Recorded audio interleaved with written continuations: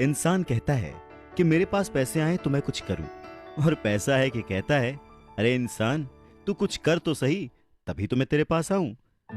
नमस्कार, मैं हूं अवधेश श्रीवास्तव और आज की चर्चा पैसे पर। जी हाँ, ये भी उतना ही बड़ा सत्य है जैसे कि सूरज पूरब से निकलता है, बच्चा माँ की कोख से ही जन्म लेता है, वैसे ही पैसे को सही ढंग से अगर समझा ना जाए, संभाला ना जाए, तो वो बहुत सारे दुख देता है। तो बस इसी पैसे को समझने और इसे संभालने की कला के बारे में आज हम चर्चा करेंगे, यानी कि हम बात करेंगे रॉबर्ट टी कियोसाकी की लिखी book rich dad poor dad की। इस किताब के इंट्रोडक्शन में मैं कुछ और बात कहूं, उससे पहले मुझे डॉक्टर एड कोकेन की एक बात याद आती है। लिखते हैं कि रिच डैड पुअर डैड अमीरी का शॉर्टकट नहीं बताती, ये सिखाती है कि आप पैसे की समझ कैसे विकसित करें, किस तरह से अपने पैसे की जिम्मेदारी निभाएं और उसके बाद किस तरह से अमीर बने।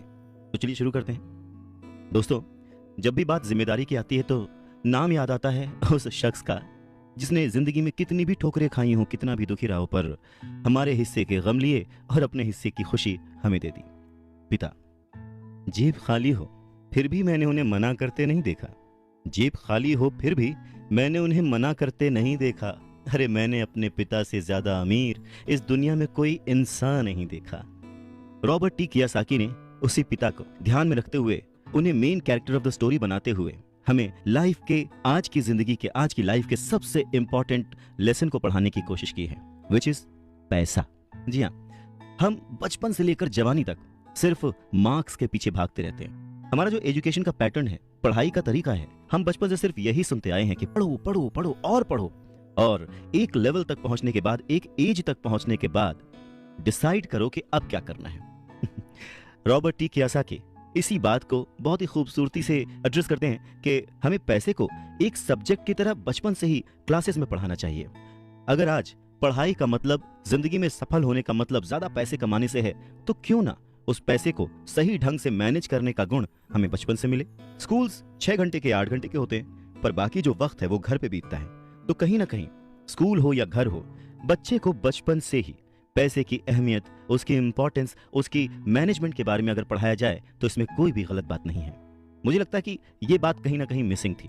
शायद कई सालों से ये जद्दोजहद है कि इसे शुरू किया जाए, इसे समझाया जाए। बहुत सारी फिल्में बनी हैं इस पर, लेकिन आज भी हम मार्क्स मार्क्स और मार्क्स के पीछे ही भागते हैं।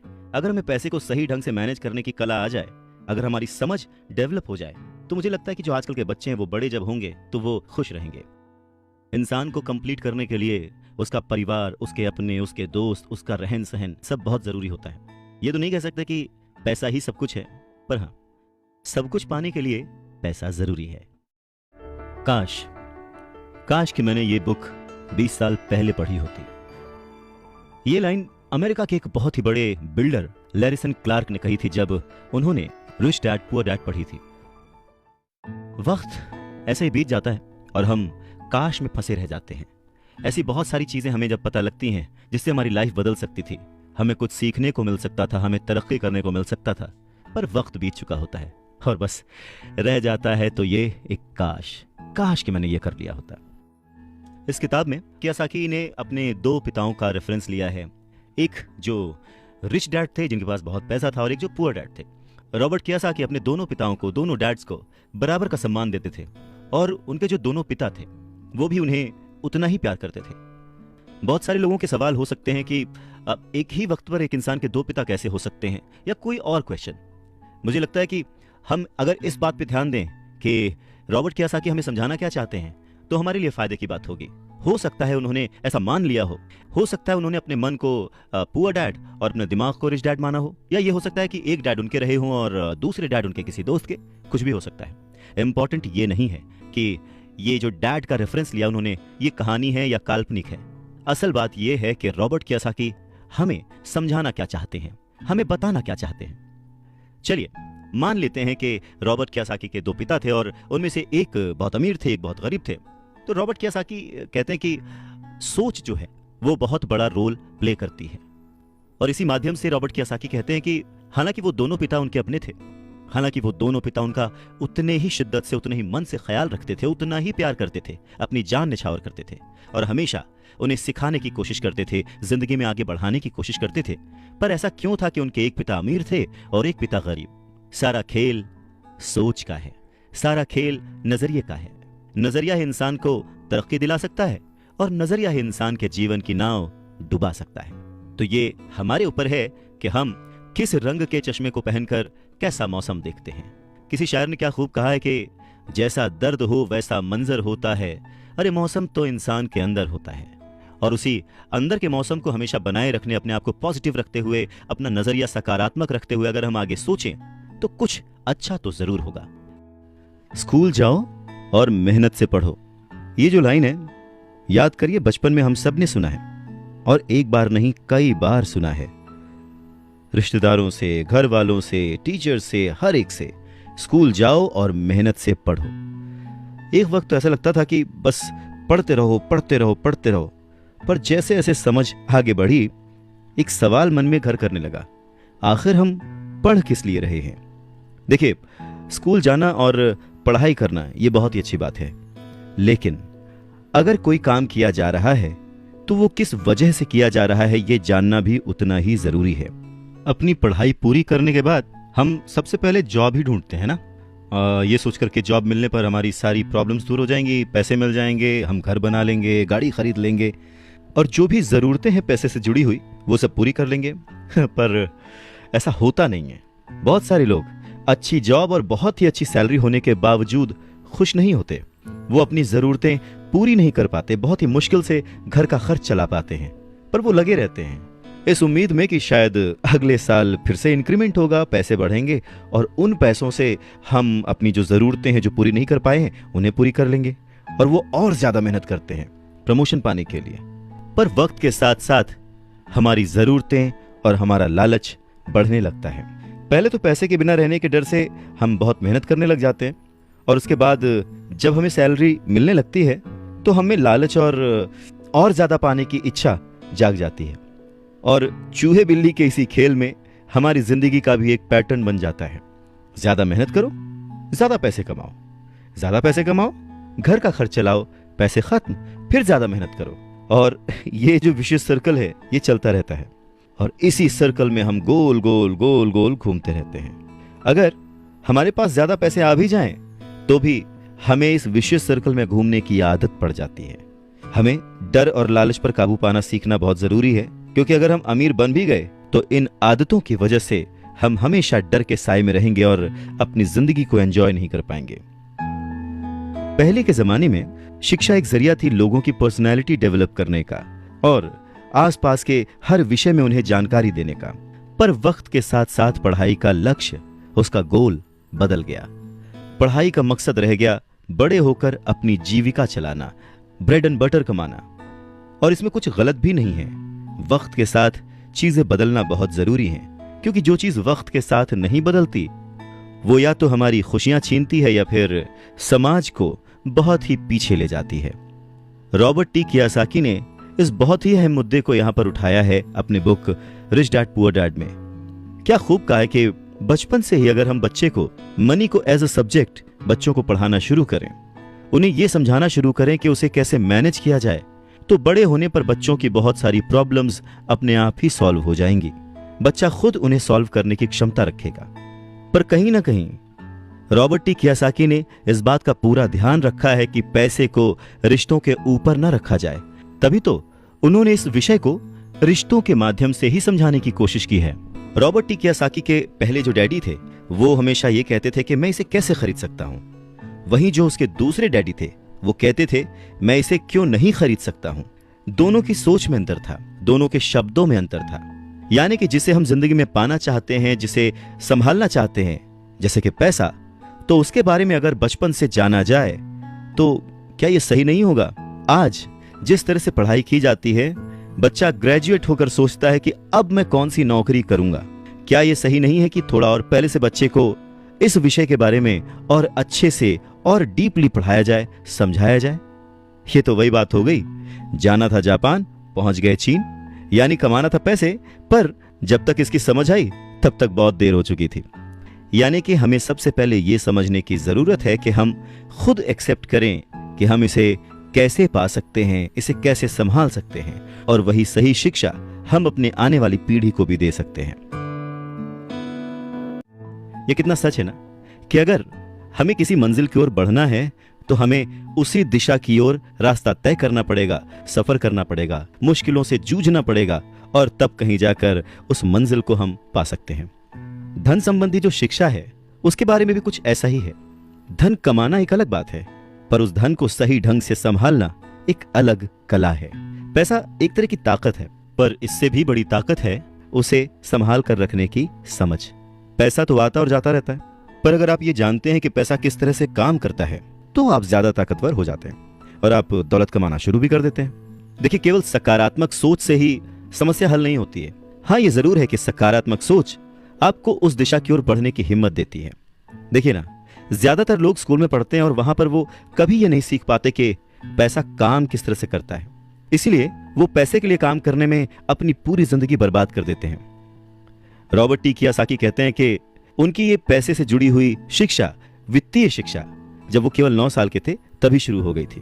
पर सबसे जरूरी बात यह थी कि उन्होंने जो पहला कदम उठाया था, ये निर्णय लिया था कि उन्हें किसकी बात सुननी है, अपने पुअर डैड की, जो कि बहुत ही पढ़े लिखे हैं पर पैसे को अहमियत नहीं देते, या फिर रिच डैड की बात, जो कि उन्हें उतना ही प्यार करते थे जितना कि उनके पुअर डैड। पर उन्होंने पैसे को कभी छोटा नहीं समझा, और क्योंकि रॉबर्ट टी कियोसाकी सिर्फ 9 साल के थे तो उनके रिच डैड ने बहुत ही आसान शब्दों में उन्हें वो लेसन्स पढ़ाए, पैसों के बारे में वो लेसन्स सिखाए। जी हाँ, हम किससे सीख रहे हैं, किसकी बात मान रहे हैं और किसे अपना मार्गदर्शक चुन रहे हैं, ये बहुत जरूरी है। क्योंकि जो हमें गाइड कर रहा है, अगर उसका नजरिया ही अलग है तो वो आपको सही मंजिल की ओर नहीं पहुंचा पाएगा। रॉबर्ट टी कियोसाकी के दोनों ही डैड्स, रिच डैड और पुअर डैड, उन्हें उतना ही प्यार करते थे, पर सिर्फ नजरिए की वजह से रॉबर्ट टी कियोसाकी ने अपने रिच डैड की बात सुनना प्रेफर किया। रॉबर्ट टी कियोसाकी कहते हैं कि जब तक उनके रिच डैड रहे, उन्होंने पूरे लाइफ में सिर्फ 6 ही लेसन उन्हें सिखाए, और ये 6 लेसन उन्होंने अपनी book rich dad poor dad में लिखी है, जो कि एक बच्चा भी समझ सकता है। सबक नंबर 1, अमीर लोग पैसे के लिए काम नहीं करते। सबक नंबर 2, पैसे की समझ क्यों सिखाई जानी चाहिए। सबक नंबर 3, अपने काम पर ध्यान दो और अपने काम से काम रखो। सबक नंबर 4, टैक्स क्या है उसे समझो और कॉरपोरेशंस की ताकत। सबक नंबर 5, अमीर लोग पैसे को जन्म देते हैं। सबक नंबर 6, पैसे कमाने के लिए काम ना करें, सीखने के लिए काम करें। अमीर लोग पैसे के लिए काम नहीं करते। रॉबर्ट टी कियोसाकी एक कहानी का जिक्र करते हैं। कहते हैं कि जब वो छोटे थे तो उन्होंने अपने डैडी से पूछा कि डैडी, क्या आप बता सकते हैं कि अमीर कैसे बना जाए। ये सुनकर उनके पुअर डैडी, जो कि एक स्कूल में पढ़ाते थे, उन्होंने कहा कि बेटे, तुम अमीर क्यों बनना चाहते हो। इस पर कियोसाकी कहते हैं कि कुछ बच्चों ने और उनके पेरेंट्स ने उन्हें गरीब कहा। यह सुनकर उनके पुअर डैड सोच में पड़ जाते हैं और फिर उसके बाद उनसे कहते हैं, देखो, अगर तुम अमीर बनना चाहते हो तो तुम्हें पैसे बनाना सीखना चाहिए। इस पर कियोसाकी ने अपने डैड से पूछा, मैं पैसे बनाना किस तरह से सीख सकता हूं। तो डैड ने जवाब दिया, अपने दिमाग से। और उसके बाद वो अपना चश्मा पहनकर अपना अखबार पढ़ने लग गए, जिसका मतलब ये था कि अब इससे ज्यादा मुझसे और कोई सवाल मत पूछना, क्योंकि मुझे इसके बारे में कुछ नहीं पता। इस बात को कियोसाकी पूरी रात सोचते रहे और अगली सुबह अपने सबसे अच्छे और करीबी दोस्त माइक को अपनी ये बात बताई। उन्होंने माइक से पूछा कि क्या वो ये पैसे बनाने वाले काम में उनके बिजनेस पार्टनर बनेंगे। माइक ने उनसे पूछा, ठीक है, मैं तुम्हारे साथ हूं, पर तुम पैसा कैसे कमाओगे और हमें क्या करना चाहिए। इस पर कियोसाकी ने ठीक वही जवाब जो उनके पिता ने उन्हें दिया था, उनके डैड ने उन्हें दिया था, बता दिया कि भाई, मुझे नहीं पता, लेकिन फिर भी क्या तुम इस काम में मेरे पार्टनर बनना चाहते हो। और फिर दोनों दोस्तों ने एक दूसरे का साथ दिया, बिजनेस पार्टनरशिप पक्की हो गई। कुछ दिन बीते, दिमाग दौड़ाया गया और आखिरकार उनका स्कूल जाना सफल रहा। स्कूल की क्लास में उन्होंने कुछ ऐसा पढ़ा था जिसे सोचकर कियोसाकी को लगा कि बस पैसा बनाने का फॉर्मूला तो मिल गया। और बस उसी आइडिया को फॉलो करते करते कियोसाकी और माइक ने ढेर सारा कच्चा माल इकट्ठा कर लिया, बहुत मेहनत की और अपने डैड की गैराज में उन्होंने कुछ सिक्के बनाए। और जब उनके डैड ने उन्हें देखा तो उन्होंने पूछा कि तुम क्या कर रहे हो। तब कियोसाकी का जवाब था, जैसा आपने कहा था, पैसे बना रहा हूं। तब उनके जो पुअर डैड थे, उन्होंने कियोसाकी को कहा कि आओ, मुझे तुमसे बात करनी है। कियोसाकी और माइक वहां सीढ़ियों पर बैठ गए। साथ में कियोसाकी के डैड और माइक के डैड, जो कि रिच थे, वो भी बैठ गए। यहाँ पे मैं आपको बताना चाहता हूँ कि इस पूरी कहानी में जो कियासाकी ने अपने रिच डैड को रेफर किया है वो दरअसल माइक के पिता थे। और फिर बच्चों की इस हरकत को देखकर कियासाकी के पुअर डैड ने अपनी बात को और डिटेल में समझाया और अपनी बात को करेक्ट किया। पहली बार उन्होंने बच्चों को बताया कि गैर कानूनी क्या होता है। बच्चों को लगा कि जो उन्होंने किया वो सही था, पर जब उन्होंने जाना कि ये अलाउड नहीं है, सिक्के छापना अलाउड नहीं है, उसके पीछे कई तरीके होते हैं, कानूनी गैर कानूनी, ये सब बातें जब बच्चों ने समझी तो उनका मुंह उतर गया। फिर उन्होंने पूछा, तो फिर हम अमीर कैसे बन सकते हैं? तब कियासाकी के डैड ने उनसे कहा कि अगर तुम्हें सच में अमीर बनना है, रिच बनना है, तो तुम मुझसे नहीं माइक के डैड से पूछो। कियासाकी ने अपने डैड से कहा, पर आप क्यों नहीं बता सकते, हम गरीब क्यों हैं? कियासाकी के पुअर डैड ने कहा, क्योंकि मैं एक टीचर हूं और मैंने पैसे कमाने की राह नहीं चुनी है। पैसे कमाने के लिए तुम्हें माइक के डैड से ही पूछना पड़ेगा। क्या खूबसूरत बात समझाई है कियासाकी ने कि अगर हमें कोई पर्टिकुलर गोल अचीव करना है, कोई लक्ष्य प्राप्त करना है, तो हमें रास्ता भी सही चुनना होगा, मार्गदर्शक भी सही चुनना होगा। कहते हैं कि सफल होने के लिए मेहनत करना बहुत जरूरी है। मेहनत तो एक मजदूर भी करता है, पर सफलता पाने के लिए, सक्सेस पाने के लिए सही दिशा में सही स्ट्रैटेजी के साथ मेहनत करने से ही सक्सेस हासिल होती है। रॉबर्ट टी कियासाकी के पुअर डैड ने उन्हें कहा कि उन्हें उनके फ्रेंड माइक के डैड से पूछना चाहिए कि पैसे कैसे कमाए जाते हैं, सक्सेसफुल कैसे हुआ जाता है। तो रॉबर्ट टी कियासाकी ने और उनके फ्रेंड माइक ने यह डिसाइड किया कि वो अपने रिच डैड से यह बात जरूर पूछेंगे कि अमीर कैसे बना जाए, पैसे कैसे बनाए जाए। रॉबर्ट टी कियासाकी ने अपने रिच डैड से पूछा कि क्या वो उन्हें पैसा बनाना सिखाएंगे। इस पर उनके रिच डैड ने एक शर्त रखी, और शर्त यह थी कि वो बच्चे उनके साथ काम करते हुए सीखेंगे, न कि क्लास में बैठकर लेक्चर सुनते हुए। उन्होंने कहा कि मेरे पास इतना वक्त नहीं है कि मैं तुम्हें क्लास में बैठकर पढ़ाऊं और जिसका तुम कोई प्रैक्टिकल इस्तेमाल ना कर सको। इस बात को सुनकर रॉबर्ट टी कियासाकी और माइक थोड़ा सा कंफ्यूज हो गए। वो समझ नहीं पा रहे थे कि उन्हें हाँ कहना चाहिए या नहीं। उन बच्चों की कंफ्यूजन देखकर उनके डैड ने उनसे कहा, अगर जिंदगी में सक्सेस पाना चाहते हो, सफल होना चाहते हो, तो कम समय लेकर डिसाइड करना सीखो, जल्द से जल्द डिसीजन लेना सीखो। उन्होंने जल्दबाजी करने को नहीं कहा, पर हाँ, जितना कम समय हो सके उतने कम समय में सही निर्णय लेने की कला जिसको आती है वो जिंदगी में हमेशा आगे जाता है। यही उनकी सीख थी। और फिर बच्चों ने डिसाइड किया कि वो खेल छोड़कर सीखने का विकल्प चुनेंगे, काम करने का विकल्प चुनेंगे, ताकि उन्हें यह समझ में आ सके कि पैसे कैसे कमाए जा सकते हैं। बस फिर क्या था, बच्चे अगले ही दिन अपने रिच डैड के पास पहुंच गए। उनके रिच डैड ने उन बच्चों को एक शॉप पर सफाई का काम दिया। अब क्योंकि उस वक्त एसी और इस तरह की चीजें ज्यादा चलन में नहीं थी, तो दरवाजे मोस्टली खुले ही रहते थे, जिसकी वजह से सामान पर धूल जमी रहती थी और इस काम के उन्हें 30 सेंट मिलते थे। इस तरह से उन्हें एकदम भी पैसे नहीं बचते थे, वो परेशान रहते थे। और एक दिन उन्होंने माइक से कहा कि मैं अब काम नहीं करूंगा, या तो वो मेरी तनख्वाह बढ़ाएं या फिर मैं काम छोड़ रहा हूं। उसके बाद 9 साल के रॉबर्ट टी कियासाकी और उनका दोस्त माइक उनके रिच डैड से मिलने पहुंचे। रिच डैड के सामने बैठते ही माइक बुरी तरह से रो पड़े और उन्होंने कहा, डैड, आपने कहा था कि अगर मैं आपके लिए काम करूंगा तो आप मुझे पैसा कमाना सिखाएंगे। अपनी तरफ से मैंने पूरी तरह से, पूरी ईमानदारी से काम किया है, कड़ी मेहनत की है। इस काम के लिए मैंने अपनी खेल तक की कुर्बानी दे दी और अब आप अपने वादे से मुकर रहे हैं। आपने मुझे कुछ भी नहीं सिखाया। लोग आपको लालची कहते हैं, जो सिर्फ पैसे कमाना चाहता है पर अपने साथ काम करने वालों का बिल्कुल भी ध्यान नहीं रखता। मैं एक छोटा सा बच्चा हूं और आपको मेरे साथ ऐसा बर्ताव नहीं करना चाहिए था। रॉबर्ट टी कियासाकी के डैड ने कहा, पर मैं तो तुम्हें काम सिखा रहा हूं। रॉबर्ट टी कियासाकी कहते हैं कि उस वक्त वो गुस्से में थे, तो उन्होंने पूछा, नहीं, आप मुझे कुछ नहीं सिखा रहे, बताइए आपने मुझे क्या सिखाया। कुछ भी नहीं। आपसे सीखने के लिए मैं बस चंद सिक्कों में काम करने के लिए तैयार हो गया और उसके बाद तो आपने मुझसे बात तक नहीं की। मैं आपकी शिकायत सरकार से करूंगा। हमारे देश में भी बाल श्रम कानून है, आप तो जानते ही हैं। मेरे पुअर डैड सरकार के लिए काम करते हैं। इस बात को सुनकर उनके रिच डैड ने कहा, शाबाश, अब तुम उन लोगों की तरह बोल रहे हो जो कभी मेरे लिए काम करते थे। या तो मैंने उन्हें नौकरी से निकाल दिया या फिर उन्होंने खुद ही नौकरी छोड़ दी। रही बात तुम्हें कुछ सिखाने की, कौन कहता है कि मैंने तुम्हें कुछ नहीं सिखाया? पिछले दिनों जितना तुमने काम किया, जरा सोच कर देखो, क्या सिखाने का मतलब केवल भाषण देना या बातचीत करना ही होता है? इस तरह से तो तुम्हें स्कूल्स में सिखाया जाता है, पर जिंदगी में कोई तुम्हें भाषण देकर या बातचीत करके नहीं सिखाएगा। तुम्हें उस दौर से गुजरना पड़ेगा, कठिनाइयों से जूझना पड़ेगा, अपना रास्ता खुद ढूंढना पड़ेगा और फिर जिंदगी तुम्हें सबक सिखाएगी, तुम्हें और बेहतर इंसान बनाएगी। सच ही तो है, जिंदगी के तमाम मोड़ आते हैं, ऐसे मकाम आते हैं जिन पर हमें धक्का लगता है, ठोकरें लगती हैं, हम उस वक्त परेशान होते हैं कि हमारे साथ ऐसा क्यों हो रहा है, पर अगर ध्यान से देखा जाए तो जिंदगी उस झटके के जरिए हमें कह रही होती है कि जाग जाओ, मैं तुम्हें कुछ सिखाना चाहती हूँ। पर 9 साल के रॉबर्ट टी कियोसाकी को ये बड़ी बड़ी बातें समझ नहीं आई।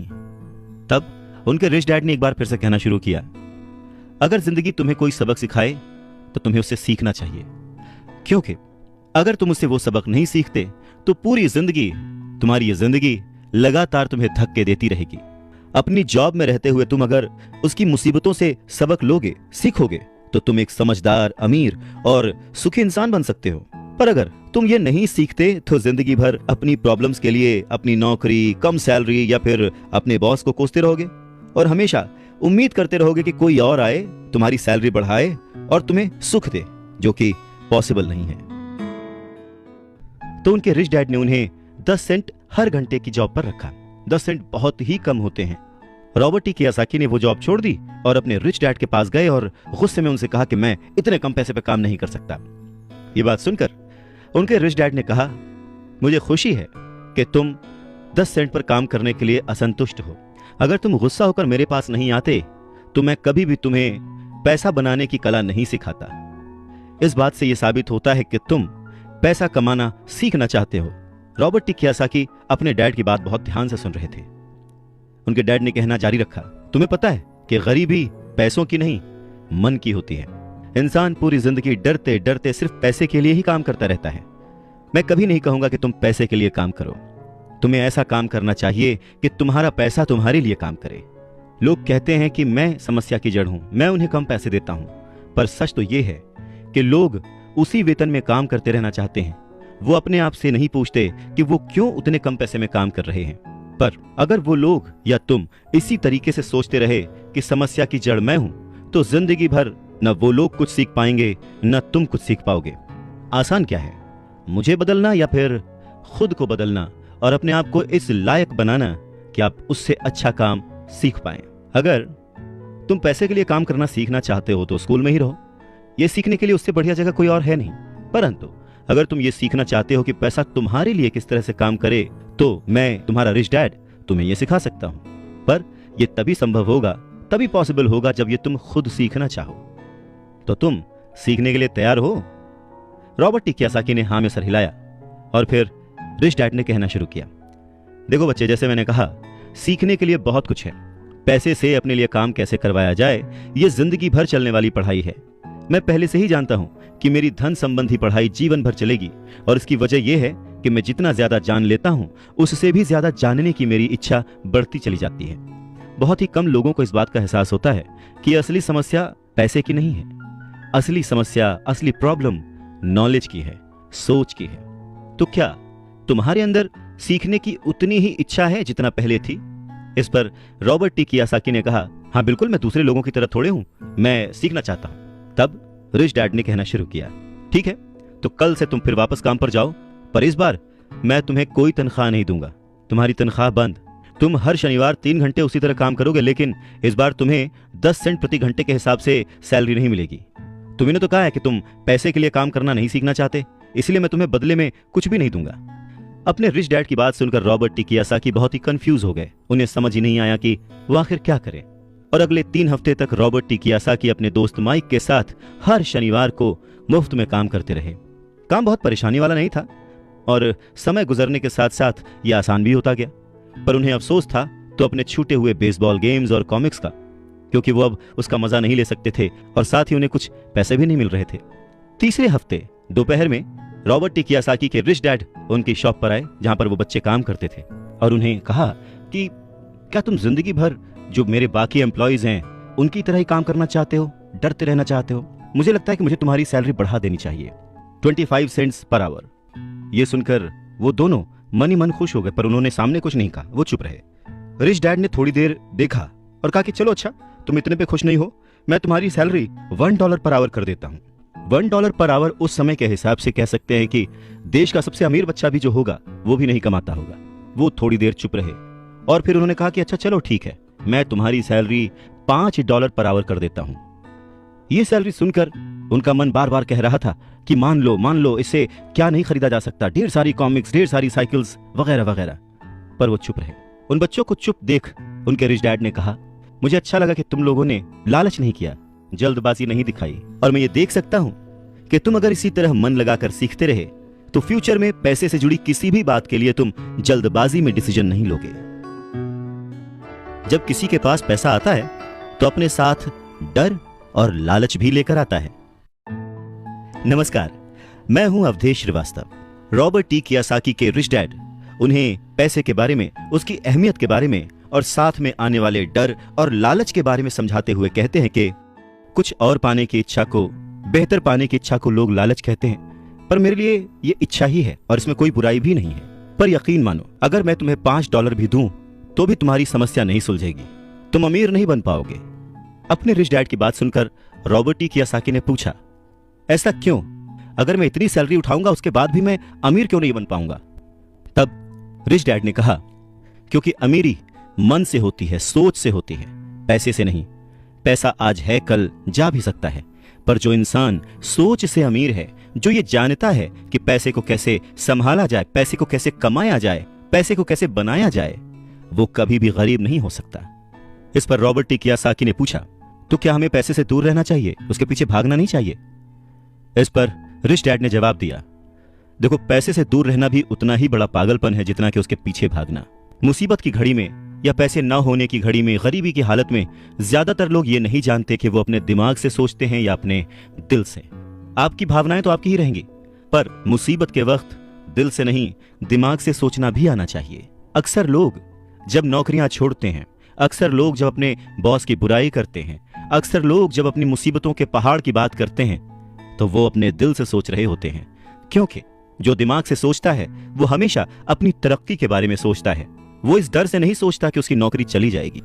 तुम्हें दिल के हाथों मजबूर होकर, डर के हाथों मजबूर होकर पैसे का गुलाम नहीं बनना है। मैं चाहता हूं कि तुम दिमाग से सोचो और पैसे को अपना गुलाम बनाओ, ताकि वो पैसा तुम्हारे लिए काम करे। क्योंकि इस दुनिया में सच्चा अमीर वही है जो पैसे के पीछे न भागे, जो खुद पैसे के लिए काम ना करे, बल्कि उसका पैसा उसके लिए 24 घंटे काम करता रहे। बढ़ती हुई महंगाई और घटती हुई कमाई को देखकर मुझे आधार कार्ड की नहीं बल्कि उधार कार्ड की जरूरत महसूस हो रही है। सच में रॉबर्ट टी कियोसाकी की यह बुक तब भी उतनी ही प्रासंगिक थी, उतनी ही रिलेवेंट थी जितनी कि आज। महंगाई हमेशा बढ़ती आई है, चीजें महंगी होती आई हैं, दाम बढ़ते आए हैं। उसके पीछे का कारण, उसके पीछे की सोच क्या है और ये महंगाई है क्या, कैसे बढ़ती है, इसके बारे में रॉबर्ट टी कियोसाकी के रिच डैड बहुत अच्छे से समझाते हैं। वो कहते हैं कि जितना ज्यादा हम पैसे कमाते हैं उतना ही ज्यादा उसके खोने का डर हमारे अंदर बढ़ता जाता है। पैसे के साथ जो डर आता है, पैसे के साथ जो लालच आता है, वही हमें पैसे के पीछे भगाता है और हमें पैसे का गुलाम बनाता है। हमें यह समझने की जरूरत है कि इस लाइफ की जरूरतों में हम सब बंधे हुए हैं। हम सब अपने परिवार को चलाने के लिए, अपनी डेली नीड पूरी करने के लिए, अपने शौक पूरे करने के लिए दिन ब दिन पैसे के पीछे भागते रहते हैं। धीरे धीरे ज्यादा पैसा कमाने की इच्छा करते रहते हैं। पैसा कमाना गलत नहीं है, पर पैसे कमाने के पीछे की नीयत, उसका सही होना जरूरी है। और वो नीयत ही है जो इस समाज में महंगाई बढ़ाती है, और वो नीयत ही है जो इस समाज में डिसबैलेंस पैदा करती है।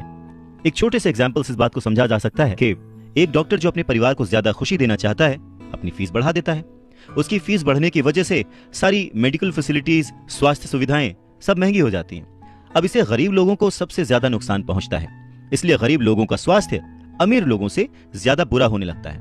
अब क्योंकि डॉक्टर्स ने अपनी फीस बढ़ा दी है, इसलिए लॉयर्स ने भी अपनी फीस बढ़ा दी। लॉयर्स ने अपनी फीस बढ़ा दी तो स्कूल टीचर भी अपनी तनख्वाह बढ़ाना चाहते हैं, और यह सिलसिला बस यूं ही चलता रहता है। जल्द ही अमीर और गरीब होता जाता है, और इतना बड़ा अंतर दोनों के बीच आ जाता है कि सोशल डिसबैलेंस पैदा हो जाता है। रिच डैड की बात सुनकर रॉबर्ट टी कियोसाकी ने उनसे पूछा, डैड, क्या कीमतें बढ़नी नहीं चाहिए? इस पर रिच डैड ने जवाब दिया, अच्छी तरह से चल रही सरकार और एक शिक्षित समाज में तो नहीं बढ़नी चाहिए। कीमतें दरअसल कम होनी चाहिए। जाहिर है कि ऐसा केवल सिद्धांतों में ही होता है, आइडियली ऐसा होना चाहिए, पर प्रैक्टिकली ऐसा नहीं होता। कीमतें अज्ञान से पैदा हुए लालच और डर के कारण होती हैं, जैसा कि मैंने तुम्हें बताया। अगर स्कूल्स में मनी के बारे में, पैसों के बारे में सिखाया जाता तो लोगों के पास ज्यादा पैसा होता और बाजार की कीमतें भी कम होती। ये सब कुछ इंटर रिलेटेड है, एक दूसरे से जुड़ा हुआ। पर हमारी सोसाइटी में सिर्फ पैसे के लिए काम करना सिखाया जाता है, पैसे की ताकत का इस्तेमाल करना नहीं सिखाया जाता। और इसीलिए मैं हमेशा कहता हूं कि पैसे से जुड़े ऐसे किसी भी मुद्दे पर दिमाग से सोचने की जरूरत है।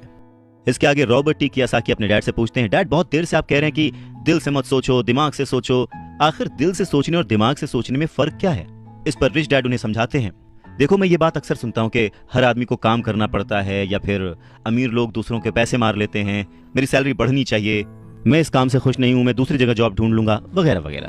पर अगर हम ध्यान से देखें तो ये सारी बातें भावनाओं में बहकर कही गई हैं, ये सारी बातें इमोशनल होकर कही गई हैं, और अक्सर भावनाओं में बहकर हम जो भी डिसीजन लेते हैं वो सिर्फ हमें नुकसान पहुंचाता है। तो बात को समझो, जब भी कोई डिसीजन लो दिमाग से लो, जल्दबाजी मत करो, हाँ पर जल्दी करो। बस इसी तरह से मन लगाकर काम करते रहो, तुम्हारा जो दिमाग है वो तुम्हें जल्द से जल्द कुछ ना कुछ ऐसे सही तरीके बता ही देगा जिससे तुम ज्यादा कमा पाओगे, ऐसी चीजें देख पाओगे जो दूसरे लोग नहीं देख पाते। मौका उनकी नाक के नीचे होता है, अवसर उनके पास होता है, सामने होता है, पर वो उसे पहचान नहीं पाते। पर अगर तुम दिमाग से काम लोगे तो तुम उन्हें पहचान पाओगे, उन मौकों का फायदा उठा पाओगे और जिंदगी में आगे बढ़ पाओगे। पैसा आए तो मुसीबत, ना आए तो मुसीबत, इसीलिए पैसे को समझना बहुत जरूरी है। रॉबर्ट टी कियोसाकी कहते हैं कि वो और उनका दोस्त माइक अब बड़े हो चुके थे, और माइक ने अपने डैडी का बहुत बड़ा सा कारोबार संभाल लिया था और बहुत सक्सेसफुल भी था। और अब माइक अपने बेटे को ठीक वैसे ही सिखा रहा था जैसे कि उसके डैड ने, यानी कि रॉबर्ट टी कियोसाकी के रिच डैड ने उन दोनों को सिखाया था। रॉबर्ट टी कियोसाकी कहते हैं कि जब वो 47 साल के हुए तो उन्होंने डिसाइड किया कि अब उन्हें रिटायर हो जाना चाहिए। रिटायरमेंट का ये मतलब नहीं होता कि काम नहीं किया जाएगा या आगे काम नहीं करना चाहते वगैरह वगैरह। रिटायरमेंट का मतलब ये होता है कि अब आप इस लायक हो गए हैं कि आपका पैसा आपके लिए काम करे। रिटायरमेंट का सही मतलब यही है कि आपने पूरी जिंदगी जो मेहनत करके, जो स्ट्रैटेजीज बना के, सही जगह निवेश करके पैसा लगाया था, अब आपकी वो एज आ चुकी है कि अब आप उस पैसे को एंजॉय करें, क्योंकि आपका पैसा अब आपके लिए काम करना शुरू कर चुका है। कुछ लोग पूरी जिंदगी काम करते रहते हैं, रिटायर नहीं हो पाते। पूरी जिंदगी काम करना गलत नहीं है, पर यह डिफरेंस समझना बहुत जरूरी है कि पैसे की जरूरत की वजह से पूरी जिंदगी काम कर रहे हैं, उसका गुलाम बन के काम कर रहे हैं, या फिर उसका मालिक बन के और अपने काम को एंजॉय करके पूरी जिंदगी काम कर रहे हैं। रिटायरमेंट को दूसरे शब्दों में चिंताओं से आजादी भी कह सकते हैं। इसका मतलब यह है, पैसा अगर सही तरह से खर्च किया जाए, पैसे को अगर सही तरह से मैनेज किया जाए तो वो अपने आप बढ़ता रहता है। ये ठीक एक पेड़ लगाने की तरह है कि आप सालों तक इसे पानी देते हैं, जब आप अपने बिजनेस में होते हैं, अपनी जॉब में होते हैं, और कभी भी इसमें कोताही नहीं करते। जब भी उस पेड़ को जरूरत होती है आप उसकी सेवा करते हैं, और फिर जब वो पेड़ बड़ा हो जाता है, जमीन की गहराइयों में उसकी जड़ें पहुंच जाती हैं, फिर वो अपने आप आपको छाया और फल देता है, और फिर आपको उसके लिए काम करने की जरूरत नहीं पड़ती। पैसा भी कुछ कुछ उस पेड़ की ही तरह है। अगर इस बात को एक दूसरे एग्जाम्पल से समझें तो हमें जैसा गोल बनाना है उसके लिए हमें प्रिपरेशन भी वैसी ही करनी पड़ेगी। अगर बहुत ऊंची बिल्डिंग बनानी है तो हमें उसकी नींव बहुत गहरी खोदनी पड़ेगी, और अगर हमें सिर्फ छोटा सा घर बनाना है तो उसकी नींव छोटी होगी। पर प्रॉब्लम यही होती है, हम छोटी सी नींव खोद कर बहुत बड़ी सी बिल्डिंग बनाने की कोशिश करते हैं जो कि बाद में ढह जाती है। तो जरूरी क्या है? पैसे को समझना, पैसे को संभालना।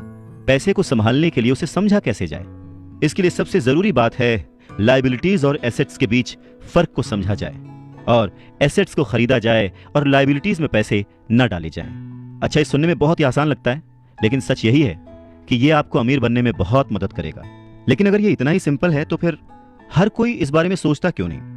लोगों को लगता है कि उन्हें लायबिलिटीज और एसेट्स के बीच फर्क पता है, पर लायबिलिटीज और एसेट्स के बीच का जो बारीक सा फर्क है वही लोगों को नहीं पता है। तो चलिए इसके बारे में और डिटेल में बात करते हैं। लायबिलिटीज और एसेट्स क्या हैं? लायबिलिटीज वो हैं जहां से आपको पैसा कभी नहीं आएगा, उल्टे आपको उसमें और पैसा डालते रहना पड़ेगा। और एसेट्स वो चीजें हैं जो आपको पैसा देती रहेंगी, दिन ब दिन उनकी कीमत बढ़ती रहेगी, वो आपको अमीर और अमीर बनाती रहेंगी। इसको अगर इनकम और एक्सपेंस के टर्म में समझे तो और आसान होगा। सिंपल सा मतलब है, इनकम है कि आपके पास कितना पैसा आया, और एक्सपेंस है कि आपने कितना पैसा खर्च किया। तो जब भी ऐसी कंफ्यूजन हो, सही तरीका यह है कि एक बैलेंस शीट बनाएं जिसमें अपने एसेट्स और लायबिलिटीज जरूर लिखें। 1 रुपया मांगता था 2 रुपए थमा देते थे, 1 रुपया मांगता था 2 रुपए थमा देते थे। कुछ इस तरह से पापा मुझे अमीर बना दिया करते थे। कहते हैं कि सोच अगर सही दिशा में हो तो मंजिल बड़ी आसानी से मिल जाती है। इंसान की जरूरतों को पूरा करने के लिए पैसे की आज कितनी जरूरत है, ये बात हम में से किसी से भी छिपी हुई नहीं है। हम सब दिन रात मेहनत करते हैं, सोचते हैं कि हम अमीर बन जाएं, पर क्या वो सोच हमारे अंदर है? हम छोटे थे तो 1 रुपए 2 रुपए में भी खुश हो जाते थे, पर आज ना जाने कितने पैसे कमाने के बाद भी हम खुश नहीं हो पाते। गरीबी ही महसूस होती है, हमेशा कमी लगी रहती है। तो कारण क्या है? फर्क क्या है? फर्क सिर्फ सोच का है, जिसके बारे में रॉबर्ट टी कियोसाकी कहते हैं कि अमीर लोगों के पास ज्यादा पैसा इसलिए होता है क्योंकि वो प्रिंसिपल पर यकीन करते हैं, वहीं दूसरी तरफ गरीब लोग प्रिंसिपल को ठीक से समझ नहीं पाते। इसीलिए इस बात पर जोर दिया जाता है कि केवल लिटरेट होना काफी नहीं है, फाइनेंशियली लिटरेट होना जरूरी है। सिर्फ नंबर से कुछ नहीं होता, मार्क्स से कुछ नहीं होता। फर्क तो तब पड़ता है जब आप अपनी सक्सेस स्टोरी खुद लिखें। अधिकतर फैमिलीज में देखा गया है कि जो मेहनती होता है उसके पास पैसा भी ज्यादा होता है, मगर उसका फायदा क्या जब सारा पैसा लायबिलिटीज में खर्च हो जाए। वैसे ये बहुत ही इंटरेस्टिंग एक्सरसाइज है, करके देखनी चाहिए। लायबिलिटीज वर्सेस एसेट्स, ये चार्ट बनाकर जब आप देखेंगे तो पाएंगे कि आपका खर्च करने का पैटर्न कैसा है, तरीका सही है या गलत। और तब आप ये भी नोटिस कर पाएंगे कि आपका ज्यादा खर्च किस तरफ हो रहा है, लायबिलिटीज की तरफ या एसेट्स की तरफ, और आपको अपने खर्च पर कितना कंट्रोल करने की जरूरत है। तो इस पूरी बात को अगर आसान शब्दों में समझा जाए तो वो ये कि अपना पैसा कैसे खर्चें, बस यही मुद्दे की बात है और कुछ नहीं। अच्छा, एक और जरूरी बात है, पुराने समय में अगर देखा जाए तो लोगों के गोल होते थे, हम डॉक्टर बनेंगे, लॉयर बनेंगे, ये सारे प्रोफेशंस हैं, पर इनका अमीरी से कोई कनेक्शन नहीं है। पर सोच यही थी कि हम डॉक्टर बनेंगे तो बहुत पैसा कमाएंगे, लॉयर बनेंगे तो बहुत पैसा कमाएंगे, बैरिस्टर बनेंगे तो बहुत पैसा कमाएंगे। इस सोच की जड़ ही गलत है। पुराने जमाने के कई लोग आज डॉक्टर, इंजीनियर या जो कुछ भी वो बनना चाहते थे बन चुके हैं, पर आज भी वो पैसे के लिए स्ट्रगल कर रहे हैं। क्यों? क्योंकि वो उनकी नींव ही अलग थी। आज दौर बदल चुका है, बच्चे एथलीट बनना चाहते हैं, स्पोर्ट्स पर्सन बनना चाहते हैं, स्टार बनना चाहते हैं, क्योंकि उन्हें पता है कि सिर्फ अच्छी पढ़ाई और अच्छे ग्रेड्स के भरोसे बैठकर वो अपने करियर में सक्सेस नहीं पा सकते। आज वक्त बदल चुका है। आज के ज़माने में सभी वर्किंग हैं, हस्बैंड वाइफ वर्किंग हैं, दोनों कमाते हैं और सोचते हैं कि हम दोनों मिलकर ज़्यादा पैसे कमाएंगे और हम ज़्यादा अमीर हो जाएंगे। और सबका ध्यान सिर्फ अपने अपने करियर पर ही होता है। कमाई बढ़ने लगती है, पर जाहिर है कि उसी के साथ साथ खर्चे भी बढ़ने लगते हैं। कहने का मतलब ये कि बिना फाइनेंशियली लिटरेट हुए आप कितने भी पैसे कमा लें, वो खर्च हो जाएंगे, वो आपकी लायबिलिटीज में चले जाएंगे, और ये एक ऐसा चक्कर है जो फिर चलता ही रहता है। और उसके बाद सभी ये सोचते हैं कि इस मुसीबत से बाहर कैसे निकला जाए। दरअसल लोगों को लगता है कि ज्यादा पैसे कमाने से आदमी अमीर हो जाता है, पर रॉबर्ट टी कियोसाकी कहते हैं कि अमीरी एक सोच है। अमीरी अपने पैसे को सही जगह खर्च करने की समझ है। अमीरी पैसे के पीछे ना भागने की सोच है। अमीरी रिटायरमेंट लेते समय ना डरने की सोच है। अमीरी तब है जब आपका पैसा आपके लिए काम करे। तो आप जब भी खर्च करें हमेशा ये ध्यान रखें कि पैसा आपको अमीर नहीं बनाता। उसे सही जगह पे इन्वेस्ट करना, उसे सही से संभाल कर रखना, या कई बार उसे गलत जगह पर खर्च ना करना भी आपको अमीर ही बनाता है। कहने का मतलब ये कि अमीरी क्या है? अमीरी वो नहीं कि आप कितना पैसा कमा पाते हैं, अमीरी तो वो है कि आप कितना पैसा बचा पाते हैं। आप ठहर जाएंगे तो चलेगा, आपकी सोच नहीं ठहरनी चाहिए, क्योंकि अगर सोच ठहर गई तो जिंदगी बिना किसी सोच के गुजर जाएगी। बात सन 1947 की है। दुनिया की सबसे बड़ी फूड चेन मैकडॉनल्ड के फाउंडर रे क्रॉक ने एक MBA क्लास में स्पीच दी। बहुत ही शानदार स्पीच, लोगों ने बहुत तालियां बजाईं, खुश हुए। स्पीच के बाद MBA के स्टूडेंट्स ने उनके साथ वक्त बिताना चाहा, उनसे रिक्वेस्ट की कि सर थोड़ा टाइम हमारे लिए स्पेयर कर लें। बातों बातों में रे क्रॉक ने अचानक एक सवाल किया, क्या आप लोग जानते हैं कि मैं किस बिजनेस में हूं? अब क्योंकि वो मैगडी को रिप्रेजेंट कर रहे थे तो सभी जानते थे कि भाई आप हैमबर्गर बेचते हैं, फूड बिजनेस में हैं, तो बच्चों ने वही जवाब दिया। इस बात पर रे हंसने लगे। उनका असली बिजनेस तो रियल एस्टेट का है, क्योंकि मैगडी के लिए हर लोकेशन का चुनाव बहुत ही सोच समझकर और रेकी करके किया जाता है। जहां उनकी फ्रेंचाइजी बनाई जाती है वो जमीन भी साथ ही बेची जाती थी। तो इसका सीधा मतलब यह था कि फ्रेंचाइजी खरीदने वाले उस वक्त वो जमीन भी खरीदते थे। तो इस तरह से ये एक रियल एस्टेट बिजनेस भी हो गया। और ठीक यही सबक रॉबर्ट टी कियोसाकी के रिच डैड ने उन्हें सिखाया कि अक्सर लोग खुद के लिए छोड़कर बाकी सब के लिए काम करते हैं। वो टैक्स पे करके गवर्नमेंट के लिए काम करते हैं, उस कंपनी के लिए काम करते हैं जहां वो नौकरी करते हैं, बैंक का मॉर्गेज देकर उसके लिए काम करते हैं। और ये सब इसलिए क्योंकि हमारा एजुकेशन सिस्टम ही ऐसा है। स्कूल हमें एम्प्लॉय बनना सिखाता है, एम्प्लॉयर नहीं। जो आप पढ़ते हैं बस वही आप बनते हैं, इसलिए हमेशा सही पढ़ें। अगर आपने साइंस पढ़ी तो डॉक्टर बनेंगे, मैथमेटिक्स पढ़ी तो इंजीनियर बनेंगे, मतलब आपने जो पढ़ा वही आप बने। अब मुसीबत यह है कि इससे छात्रों का कोई भला नहीं हो पाता, क्योंकि वो नौकरी और बिजनेस के बीच के फर्क में उलझ कर रह जाते हैं। जब कोई पूछता है कि आपका बिजनेस क्या है तो आपको ये नहीं बोलना चाहिए कि मैं तो एक डॉक्टर हूं, या एक बैंकर हूं, क्योंकि वो आपका प्रोफेशन है, बिजनेस नहीं। वो प्रोफेशन है जिससे आप लोगों की सेवा करते हैं, वो प्रोफेशन है जिससे आप अपना घर चलाते हैं। अमीर बनने के लिए प्रोफेशन नहीं, बिजनेस की जरूरत है। कहने का मतलब है कि आप जो कुछ भी करते हैं उसे अपना बिजनेस बनाइए, नौकरी नहीं। अपनी सारी उम्र दूसरों के लिए काम करके उन्हें अमीर करने में बर्बाद ना करें, बल्कि खुद की जिंदगी को खुशहाल करने के लिए खुद काम करें। बहुत से लोगों को इस बात का एहसास बहुत देर में होता है कि जो उनका हाउस लोन है उनकी जान ले रहा है, और फिर उन्हें लगता है कि जिसे वो एसेट मानते थे वो दरअसल उनकी लायबिलिटी बन गया। जैसे उन्होंने कार ली तो उससे जुड़े तमाम खर्चे उनकी लायबिलिटीज बन गए। उन्हें पूरा करने के लिए नौकरी जरूरी है, और अगर कभी वो सेफ जॉब उनके हाथों से निकल गई तो फिर उनकी मुसीबतें शुरू। इसीलिए हमें अपने सेविंग्स पर, अपनी बचत पर, अपने एसेट्स पर इतना ज्यादा ध्यान देना चाहिए। हम कितना कमा रहे हैं उससे ज्यादा हम कितना सेव कर रहे हैं उस पर ध्यान देना चाहिए। और फाइनेंशियली सिक्योर होने का यही एक सिंपल तरीका है। आप कितने अमीर हैं ये जानने का सही तरीका नेटवर्थ इसलिए नहीं है क्योंकि जब भी आप अपने एसेट्स बेचते हैं तो उन पर भी टैक्स लगता है। आपको उतना पैसा नहीं मिलता जितना कि आप सोचते हैं, तो आपकी बैलेंस शीट के हिसाब से आपको जितना भी पैसा मिलेगा उस पर भी आपको टैक्स देना पड़ेगा। अब इसका मतलब क्या हुआ कि क्या सब कुछ छोड़ दें, जो कर रहे हैं वो सब छोड़ दें, नौकरी ना करें? नहीं, रॉबर्ट टी कियोसाकी ये बिल्कुल नहीं कहते कि जो कुछ आप कर रहे हैं उसे छोड़ दें, जो नौकरी कर रहे हैं उसे छोड़ दें। अपनी नौकरी करते रहिए, पर साथ ही एसेट्स भी जमा करते रहिए। और एसेट्स से उनका मतलब है सही और असली मायने में एसेट्स। वो ये नहीं कहते कि आप कोई कार खरीद लीजिए, क्योंकि कार एसेट नहीं है, क्योंकि जैसे ही आप उसे सड़क पर उतारेंगे उसका रेट घट जाएगा, उसकी कीमत घट जाएगी। जितना हो सके खर्चे में कटौती करिए और लायबिलिटीज को घटाइए। तो बड़ा सवाल यह आता है कि किस तरह के एसेट्स खरीदे जाने चाहिए। कुछ एग्जाम्पल्स इस तरह से समझे जा सकते हैं कि ऐसा कोई बिजनेस करें जहां आपकी मौजूदगी जरूरी ना हो। मतलब अगर आप वहां पे ना भी रहें तो आपका काम चलता रहे, दूसरे लोग आपके लिए काम करते रहें, और बस वही आपका बिजनेस है। दूसरा, आप कह सकते हैं कि रियल एस्टेट में पैसे लगा सकते हैं, आप लैंड खरीद सकते हैं, स्टॉक और बॉन्ड खरीद सकते हैं। आजकल बहुत सारी पॉलिसीज आ गई हैं, उन्हें समझें और फिर उसमें इन्वेस्ट करें। जब एसेट्स खरीदें तो अपनी पसंद की चीजों पर पैसा लगाएं, क्योंकि आपका मन होगा तभी आप उसमें ध्यान दे पाएंगे। अगर उसमें आपकी रुचि नहीं होगी ना तो आप उसे बेहतर समझ नहीं पाएंगे। रॉबर्ट टी कियोसाकी को रियल एस्टेट और स्टॉक्स में रुचि थी, खासकर छोटी कंपनियों में इन्वेस्ट करने की। तो उन्होंने अपने रिच डैड की सलाह पर अपनी नौकरी कभी नहीं छोड़ी। वो जॉब करते रहे, साथ ही अपने एसेट कॉलम को बड़ा और मजबूत बनाते रहे। उन्होंने अपना कमाया हुआ एक एक पैसा बेकार खर्च नहीं किया, उसे सेव किया। वो हमेशा ये मानकर चलते रहे कि इस पैसे की उन्हें जरूरत नहीं है, वो उसके मालिक हैं, गुलाम नहीं है। अगर आपको लगता है कि आप लग्जूरियस लाइफ जीना चाहते हैं, लग्जरी खरीदना चाहते हैं, शौक से खरीदिए, कोई बड़ी बात नहीं है। पर जैसे ही आपको ये विचार आए, ये भी जरूर सोचिए कि अमीर और गरीब में बस यही फर्क है। जहां पर मिडिल क्लास आदमी या गरीब आदमी पैसा आते ही पहले लग्जरी में खर्च करता है, वहीं अमीर आदमी उसे सबसे बाद में खरीदता है। तो यही सीक्रेट है अमीरों के और अमीर होने का और गरीबों की बढ़ती गरीबी का।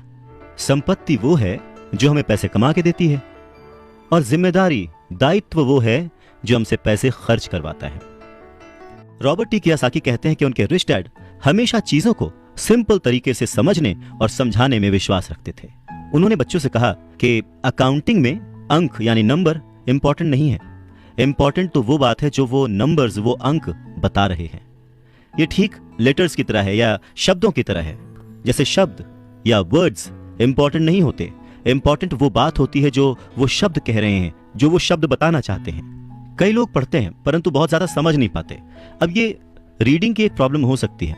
जैसे एक छोटा सा एग्जांपल लें कि अगर आपके घर में कभी मोबाइल आया हो या वीसीआर आया हो और उसके साथ एक इंस्ट्रक्शन बुक भी आती है, कभी आपने उस इंस्ट्रक्शन बुक को पढ़ा है?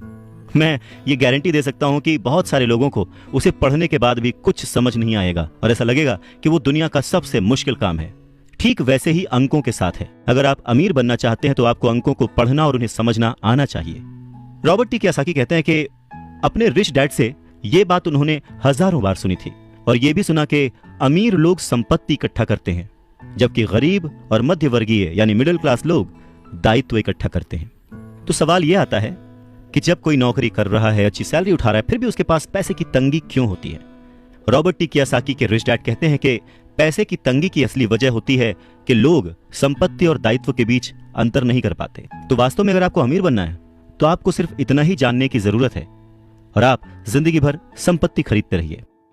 बस इनके बीच के फर्क को न जानने के कारण बहुत सारे लोग जिंदगी भर पैसे की कमी से परेशान रहते हैं। पैसों के लिए आदमी इसलिए परेशान होता रहता है क्योंकि वो ना तो शब्दों को समझ पाता है ना ही अंकों को। जिन लोगों के सामने पैसे की मुश्किलें आ रही हैं, उन्हें यह समझ लेना चाहिए कि शब्दों या अंकों में ऐसा कुछ है जिसे वो पढ़ नहीं पा रहे हैं। कोई चीज ठीक से उनकी समझ में नहीं आ रही है। अमीर लोग इसीलिए अमीर होते जाते हैं क्योंकि इस मामले में वो पैसे की तंगी से परेशान लोगों से ज्यादा समझदार होते हैं। तो अगर आप भी अमीर बनना चाहते हैं और अपनी दौलत को बनाए रखना चाहते हैं तो पैसे की साक्षरता और समझदारी बहुत जरूरी है, शब्दों में भी और अंकों में भी। जिंदगी में सिर्फ पैसे कमाकर या पैसे बचाकर आप अमीर नहीं बन सकते। अमीर बनने के लिए आपको अपने अंदर बहुत कुछ बदलना पड़ेगा। अगर कोई लॉटरी में पैसे जीत जाए और उसे वो अपने साथ रख ले, बचा ले, तो क्या वो आपकी निगाह में अमीर है? नहीं, क्योंकि वो पैसा आज नहीं तो कल उसके साथ नहीं रहेगा। अमीरी एक सोच है, एक जीवन शैली है, एक नजरिया है, और आपको हमेशा अमीर बने रहने के लिए अमीरों की तरह ही सोचना पड़ेगा, खुद को इंप्रूव करना पड़ेगा। और इसी बात को रॉबर्ट टी कियोसाकी के रिच डैड एक कहानी के माध्यम से उन्हें समझाते हैं। वो कहते हैं कि जापानी लोग 3 ताकतों को मानते थे: तलवार की ताकत, रत्नों की ताकत और दर्पण की ताकत। तलवार हथियारों की ताकत का प्रतीक थी। अमेरिका ने हथियारों पर खरबों डॉलर खर्च कर दिए और इसी कारण वो आज विश्व में सबसे ताकतवर देश है। दूसरी ताकत रत्न यानी के पैसे की ताकत का प्रतीक। इस कहावत में कुछ तो सच्चाई होगी। ये स्वर्णिम नियम याद रखो, जिसके पास स्वर्ण है वही नियम बनाता है। तीसरा दर्पण, शीशा, आत्मज्ञान का प्रतीक है। जापानी कहानियों के अनुसार ये आत्मज्ञान बाकी दोनों ताकतों से ऊपर है। गरीब और मध्यम वर्गीय लोग अक्सर ही धन की ताकत से नियंत्रित होते हैं। वो सुबह सुबह उठते हैं और नौकरी करने के लिए भागम भाग मचा देते हैं, बिना खुद से ये पूछे कि क्या ऐसा करना समझदारी है। पैसे की समझ ना होने के कारण ज्यादातर लोग पैसे की डरावनी ताकत को यह इजाजत दे देते हैं कि वो उन्हें काबू में कर ले।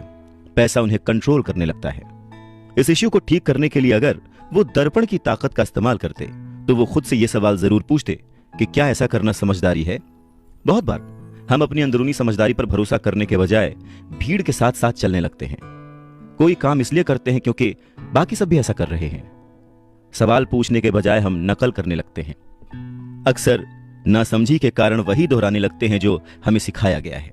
और इस तरह के विचार कि आपका घर आपका सबसे बड़ा एसेट है, आपका घर आपका सबसे बड़ा निवेश है, अगर आप ज्यादा कर्ज लेते हैं तो आपको टैक्स में ज्यादा छूट मिलेगी, अच्छी नौकरी, सुरक्षित नौकरी खोजो, गलतियां मत करो, वगैरह वगैरह। तो ऐसी चीजें हम भीड़ की बात सुनकर करने लग जाते हैं, खतरे नहीं उठाते।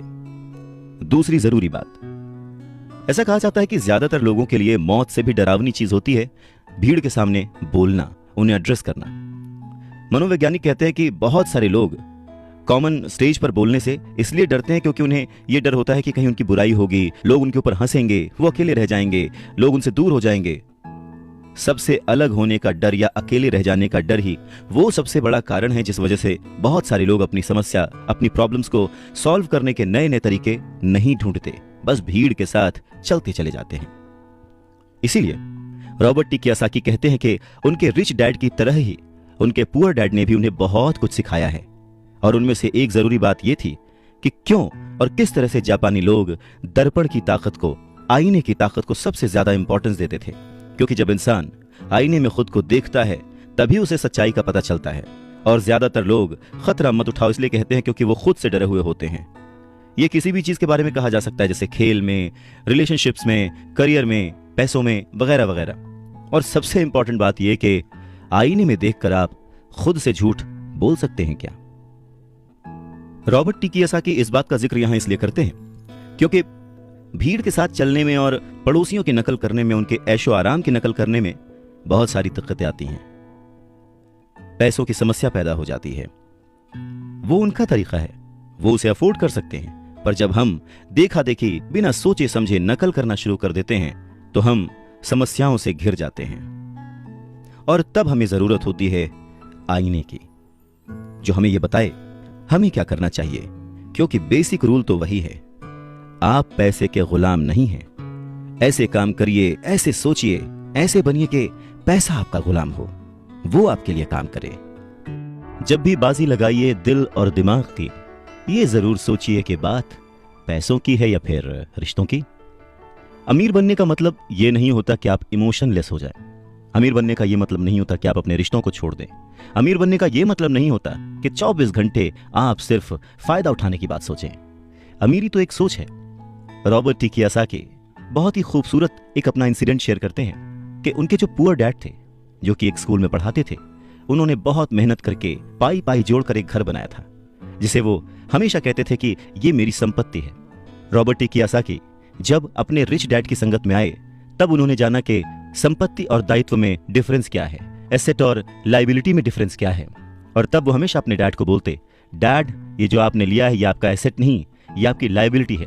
और इस बात पे वो दोनों घंटों बहस किया करते थे। और लायबिलिटी और एसेट के कॉन्सेप्ट को समझाने के लिए वो उन्हें वही सारी बातें एक्सप्लेन करते, जैसे कि एसेट वो होता है जो आपको कमा के देता है, जिस पे आपको और खर्च नहीं करना होता, और लायबिलिटी वो है जिसमें 75 तरह के खर्च होते हैं। हर महीने, हर हफ्ते, हर दिन कुछ ना कुछ आपकी जेब से जा ही रहा होता है। आगे रॉबर्ट टी कियोसाकी कहते हैं कि जब भी लोग उनसे बात बात पर बहस करते हैं कि उनका घर संपत्ति क्यों नहीं है, तो वो जानते हैं कि बहुत से लोग ये बात अपने दिमाग से नहीं, अपने दिल से कह रहे हैं, क्योंकि किसी के लिए भी अपना घर बनाना सबसे बड़ा सपना होता है और इसीलिए वो उसमें अपने पैसे लगाते हैं। अपने घर का मालिक होने से ज्यादा अच्छा कुछ भी महसूस नहीं होता है। पर दिल और दिमाग के बीच लायबिलिटी और एसेट्स के कॉन्सेप्ट को समझाने के लिए रॉबर्ट टी कियोसाकी एक और बात कहते हैं। वो इस तरह समझाते हैं कि मान लीजिए वो और उनकी पत्नी एक बड़ा सा घर खरीदते हैं, तो होगा क्या कि उसमें उनके बहुत सारे पैसे खर्च हो जाएंगे, जो कि शायद फिजूल ही हों। हालांकि बहुत सारे लोग इस बात से अग्री नहीं करेंगे, सहमत नहीं होंगे, क्योंकि घर एक भावनात्मक चीज है, इमोशन है, और इमोशन हमेशा दिमाग पर भारी पड़ता है। जब भी लोग दिल से सोचते हैं तो दिमाग की बातें उन्हें गलत लगती हैं। पर फिर रॉबर्ट टी कियोसाकी आगे एक्सप्लेन करते हैं कि वो सही कैसे हैं और एक घर एसेट क्यों नहीं है। वो कहते हैं कि जब घर की बात आती है तो मैं ये बताना चाहता हूं कि ज्यादातर लोग उस घर की कीमत चुकाने के लिए जिंदगी भर काम करते हैं। ज्यादातर लोग एक घर खरीदने के कुछ सालों बाद दूसरा घर खरीदते हैं, और हर बार पहले मकान के लिए जो कर्ज वो लेते हैं उस पर उनके पास हर बार फिर से 30 साल का नया कर्ज आ जाता है। हालांकि लोगों को मॉर्टगेज पेमेंट पर ब्याज के लिए टैक्स में छूट मिलती है, पर वो अपने दीगर खर्चों के लिए टैक्स के बाद मिलने वाले रुपयों का उपयोग करते हैं। अपनी मॉर्टगेज पूरी तरह से चुकाने के बाद भी प्रॉपर्टी टैक्स। उनकी पत्नी के मम्मी डैडी को यह बात सुनकर बहुत धक्का लगा जब उनके घर का प्रॉपर्टी टैक्स $1000 प्रति माह तक पहुंच गया था। और यह तब हुआ था जब वो रिटायर हो चुके थे। $1000 बहुत बड़ी रकम होती है। अगर हम उसको इंडियन करेंसी में चेक करें तो शायद 70-80 हजार रुपए, या शायद उससे भी ज्यादा। और ये तब हुआ था जब वो रिटायर हो चुके थे। इस बढ़ोतरी से उनका रिटायरमेंट के बाद का बजट जो है वो बिगड़ गया था और उन्हें अपना वो मकान छोड़ना पड़ा। अच्छा, एक और मिथ है कि घर की कीमत जो है हमेशा बढ़ती रहती है। ऐसा नहीं है। बहुत सारे ऐसे लोग हैं जिन्होंने कर्ज लेके घर खरीदा, और वो घर उन्होंने जितने में खरीदा आज उसकी कीमत आधे से भी कम है। इन सब नुकसानों से ऊपर सबसे बड़ा नुकसान क्या है पता है? आपका लिक्विड कैश। वो लिक्विड कैश जो कि किसी सही जगह पर लग सकता था, वो घर में फंस गया।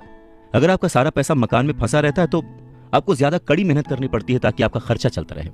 इस दौरान आपकी संपत्ति वाले कॉलम में कोई बढ़ोतरी नहीं होती, मतलब आप और कोई एसेट नहीं बना पाते। अगर एक यंग पति पत्नी, यंग कपल शुरुआत में ही अपना पैसा अपने एसेट वाले कॉलम में लगाए तो उनके आगे के साल बहुत ही आराम से गुजरेंगे, खासकर उस समय जब वो अपने बच्चों को कॉलेज में भेजेंगे। इस दौरान उनकी संपत्ति भी बढ़ जाएगी और उनके खर्चे भी आराम से चलते रहेंगे। तो अगर कम शब्दों में समझे तो ये कि घर खरीदने का फैसला जो है ना वो बहुत ही खर्चीला होता है। इसके बजाय बेहतर यह होगा कि जल्दी ही इन्वेस्टमेंट पोर्टफोलियो बना लिया जाए। देखिए, घर खरीदने का असर किसी भी आदमी पर 3 तरह से पड़ता है। पहला, समय की बर्बादी, क्योंकि इस पूरे दौरान दूसरी संपत्तियों का मूल्य बढ़ चुका होता है। एक्स्ट्रा पूंजी की बर्बादी, एक्स्ट्रा पैसे की बर्बादी जिसे दोबारा निवेश किया जा सकता था, जबकि घर खरीदने के बाद आपको घर से सीधे जुड़े हुए बहुत से खर्च उठाने पड़ते हैं। तीसरा, शिक्षा की बर्बादी। अक्सर ऐसा होता है कि लोग ये मानते हैं कि उनके जो एसेट्स वाले कॉलम में, संपत्ति वाले कॉलम में उनका घर, बचत और रिटायरमेंट प्लान आते हैं। अब क्योंकि उनके पास इन्वेस्ट करने के लिए पैसा नहीं है, इसलिए वो बिल्कुल भी इन्वेस्ट नहीं कर पाते। इस कारण उन्हें इन्वेस्टमेंट का अनुभव कभी मिल ही नहीं पाता। ज्यादातर लोग कभी एक समझदार इन्वेस्टर नहीं बन पाते, और सबसे बढ़िया इन्वेस्टमेंट अक्सर सबसे पहले समझदार इन्वेस्टर्स को बेचे जाते हैं, जो बाद में उन्हें ज्यादा दामों पर सुरक्षित रहने वाले लोगों को बेचते हैं। उन लोगों को बेचते हैं जो रिस्क नहीं उठाना चाहते। तो रॉबर्ट टी कियोसाकी के जो पुअर डैड थे, जो कि बहुत ही पढ़े लिखे थे, उनका फाइनेंशियल स्टेटमेंट चूहा दौड़ में फंसे व्यक्ति का सबसे अच्छा उदाहरण है। नौकरी की, जिंदगी भर पाई पाई इकट्ठा की, घर खरीदा और उस घर का खर्च चलाने के लिए जिंदगी भर मेहनत करते रहे। उनके खर्च हमेशा उनकी आमदनी से ज्यादा होते थे। और यहां पर रॉबर्ट टी कियोसाकी एक बात बहुत अच्छे से समझाना चाहते हैं कि अगर आप इंडिपेंडेंट बनना चाहते हैं, अमीर बनना चाहते हैं, तो आपके खर्चे कभी भी आपकी आमदनी से ज्यादा नहीं होने चाहिए। कौन कितना अमीर है, अगर ये जानना है तो समझें कि उसकी कमाई हुई दौलत किसी आदमी की वो योग्यता है जिसके सहारे वो आगे कई दिनों तक जिंदा रह सकता है। यानी अगर वो आज काम करना बंद कर दे तो वो बिना कमाए कितने दिनों तक जिंदा रह सकता है, यही उसकी अमीरी है। रॉबर्ट टी कियोसाकी कहते हैं कि आज की कर्जदार सोसाइटी दो बातें मानती है। पहली ये कि खुद का एक घर होना चाहिए, दूसरी ये कि अगर सैलरी बढ़ गई है तो फिर एक ज्यादा बड़ा घर खरीद सकते हैं। पर ऐसी सोच, ऐसी स्ट्रैटेजी की वजह से परिवार ज्यादा कर्ज में फंस जाता है। लोग बुरी तरह से पैसों की तंगी का सामना करने लगते हैं। वो लोग अपनी जॉब्स में बहुत अच्छी सैलरी उठा रहे होते हैं, लेकिन इस सोच की वजह से वो सेविंग नहीं कर पाते। इसे हाई रिस्क लिविंग या जोखिम भरी जीवन शैली कह सकते हैं। और इसका कारण छोटा सा है, ऐसे लोगों में पैसे की समझ ना होना, पैसे को कैसे मैनेज करते हैं ये पता ना होना। 90s के दशक में जॉब्स में बहुत ज्यादा गिरावट आई थी, रिसेशन आया था, और तब ये बात पता चली कि जो मिडिल क्लास है वो पैसे के मामले में कितना सुरक्षित है। तब से लेकर आज तक बहुत कुछ बदला है। अच्छी बात यह है कि आज लोग ज्यादा अवेयर्ड हैं, उन्होंने सही जगहों पर इन्वेस्ट करना शुरू कर दिया। और म्यूचुअल फंड में लोगों ने ज्यादा इन्वेस्ट इसलिए किया क्योंकि उन्हें लगता है कि वो ज्यादा सुरक्षित है। औसत म्यूचुअल फंड खरीदने वाले आदमी नौकरी में, टैक्स और मॉर्गेज चुकाने में, अपने बच्चों की कॉलेज की फीस देने के लिए पैसे बचाने में, अपना क्रेडिट कार्ड का हिसाब साफ करने में बहुत ज्यादा बिजी रहते हैं। इतना उनके पास वक्त नहीं होता कि वो ये आर्ट सीख लें कि किस तरह से म्यूचुअल फंड लिया जाए या किस तरह से इन्वेस्ट किया जाए। तो फिर वो क्या करते हैं, फिर वो किसी दूसरे को हायर करते हैं, उसकी काबिलियत पर भरोसा करते हैं, और वो जैसा कहता जाता है वो ऐसा करते जाते हैं। क्योंकि जो पढ़ा लिखा मिडिल क्लास वर्ग है जो कि पैसे को संभालना नहीं जानता, वो हमेशा यही सोचता है जोखिम मत उठाओ, सुरक्षित रहो। और असली प्रॉब्लम यही है कि पैसे की समझ न होने के कारण लोग खतरों का सामना करते हैं। उनके सेफ रहने के पीछे की इच्छा, यानी हमें कुछ ना हो, उसके पीछे का असल कारण यह होता है कि उनके पास पैसे की तंगी होती है। उनकी जो बैलेंस शीट होती है उसमें खर्चे ज्यादा होते हैं, इनकम कम होती है। या यूं कहें कि उनकी संपत्ति वाला यानी एसेट वाला कॉलम खाली रहता है, तो कोई गलत बात नहीं होगी। और जब सचमुच जिंदगी में वो once in a lifetime वाला मौका आता है ना, तो ये लोग उस मौके का फायदा नहीं उठा पाते क्योंकि इनके पास पैसे ही नहीं होते इन्वेस्ट करने के लिए। अगर पैसे की समझ आपको है तो आप थोड़ा थोड़ा निवेश करके, बूंद बूंद से सागर भर के अमीर हो सकते हैं। आप सूझबूझ के साथ सही जगह पर इन्वेस्टमेंट करके अपने 5,000 रुपए को 10 लाख रुपयों में कन्वर्ट कर सकते हैं। पर प्रॉब्लम सोच की है, ये जो गरीब वर्ग या मिडिल क्लास जो वर्ग है वो ऐसे इन्वेस्टमेंट्स को बहुत ही जोखिम भरा मानता है। पर वो ये नहीं जानता कि प्रॉब्लम इन्वेस्टमेंट में नहीं है, प्रॉब्लम उनकी सोच में है, उनकी नासमझी में है। वो ये नहीं जानते कि पैसा कहाँ लगाना है। वो हमेशा अपने पैसों की जिम्मेदारी दूसरों पर लाद देते हैं और उसके लिए खर्च भी करते हैं। तो अगर आप भी दूसरों की तरह सोचते हैं, घर को एक एसेट समझते हैं, इन्वेस्टमेंट करने से डरते हैं, सेफ रहना चाहते हैं, तो ये समझना जरूरी है कि आप किसी के लिए काम करते हैं। सैलरी पर काम करने वाले बहुत ज्यादा लोग मालिक को या फिर अपने शेयर होल्डर्स को अमीर बना रहे होते हैं। एक्चुअली वो उनके लिए काम कर रहे होते हैं। आपकी कोशिशें, मेहनत और सफलता से दरअसल आप नहीं सफल होते, आपका मालिक सफल होता है और उसे उसके रिटायरमेंट के लिए मदद मिल रही होती है। अच्छा, दूसरा, आप सरकार के लिए काम करते हैं। आप समझ सकते हैं कि जब आप काम करते हैं, पैसे कमाते हैं, तो उसका एक हिस्सा टैक्स के रूप में सरकार को जाता है। तीसरा, अगर आपके पास घर है जिसे आप अपना एसेट मानते हैं, जो कि दरअसल एक लायबिलिटी है, तो आप बैंक्स के लिए काम करते हैं। क्यों? क्योंकि आपने उन घरों के ऊपर लोन ले रखा है और वो लोन चुकाने के लिए, क्रेडिट कार्ड का कर्ज चुकाने के लिए आप दिन रात मेहनत करते हैं। तो अगर आप सिर्फ ज्यादा कड़ी मेहनत से काम करते जाएं, तो समस्या यह है कि तीनों ही मामलों में आपको और ज्यादा मेहनत करनी पड़ेगी और फायदा आपको नहीं मिलेगा, किसी और को मिलेगा।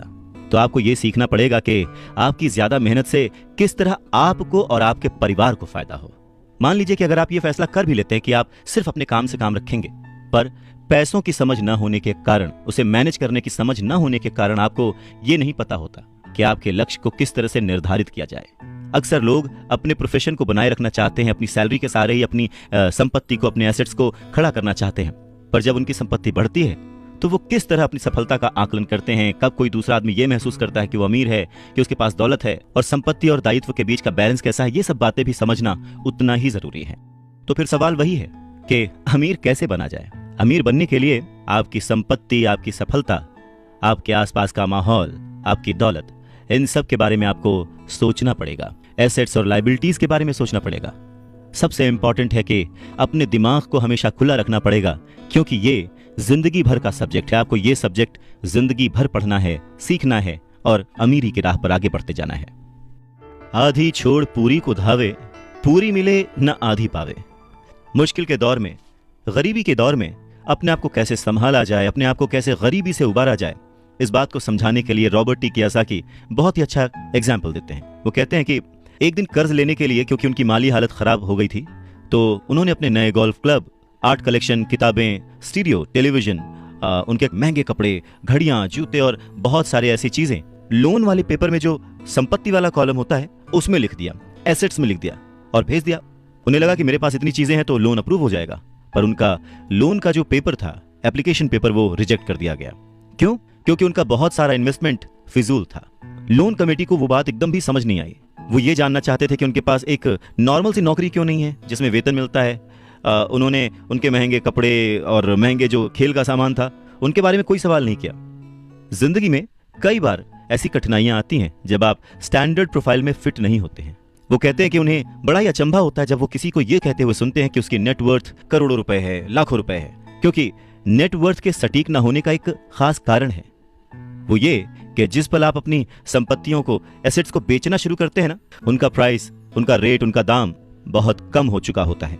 ऊपर से उन पर आपको टैक्स भी चुकाना पड़ता है और इतनी सारी चीजें आपको पैसे के संकट में डाल देती हैं, गरीबी में फंसा देती हैं। पैसा इकट्ठा करने के लिए वो अपनी प्रॉपर्टीज बेचते हैं, एसेट्स बेचते हैं। पहले तो वो अपनी पर्सनल प्रॉपर्टीज बेचते हैं जो कि सच कहें तो बहुत ही कम बिकती हैं, और अगर बिकती भी हैं तो उस पर टैक्स होता है। तो इस तरह से एक बार फिर से सरकार फायदे में से अपना हिस्सा ले लेती है, बैंक अपना हिस्सा ले लेता है और जो काम कर रहा होता है वो कर्ज में डूब जाता है।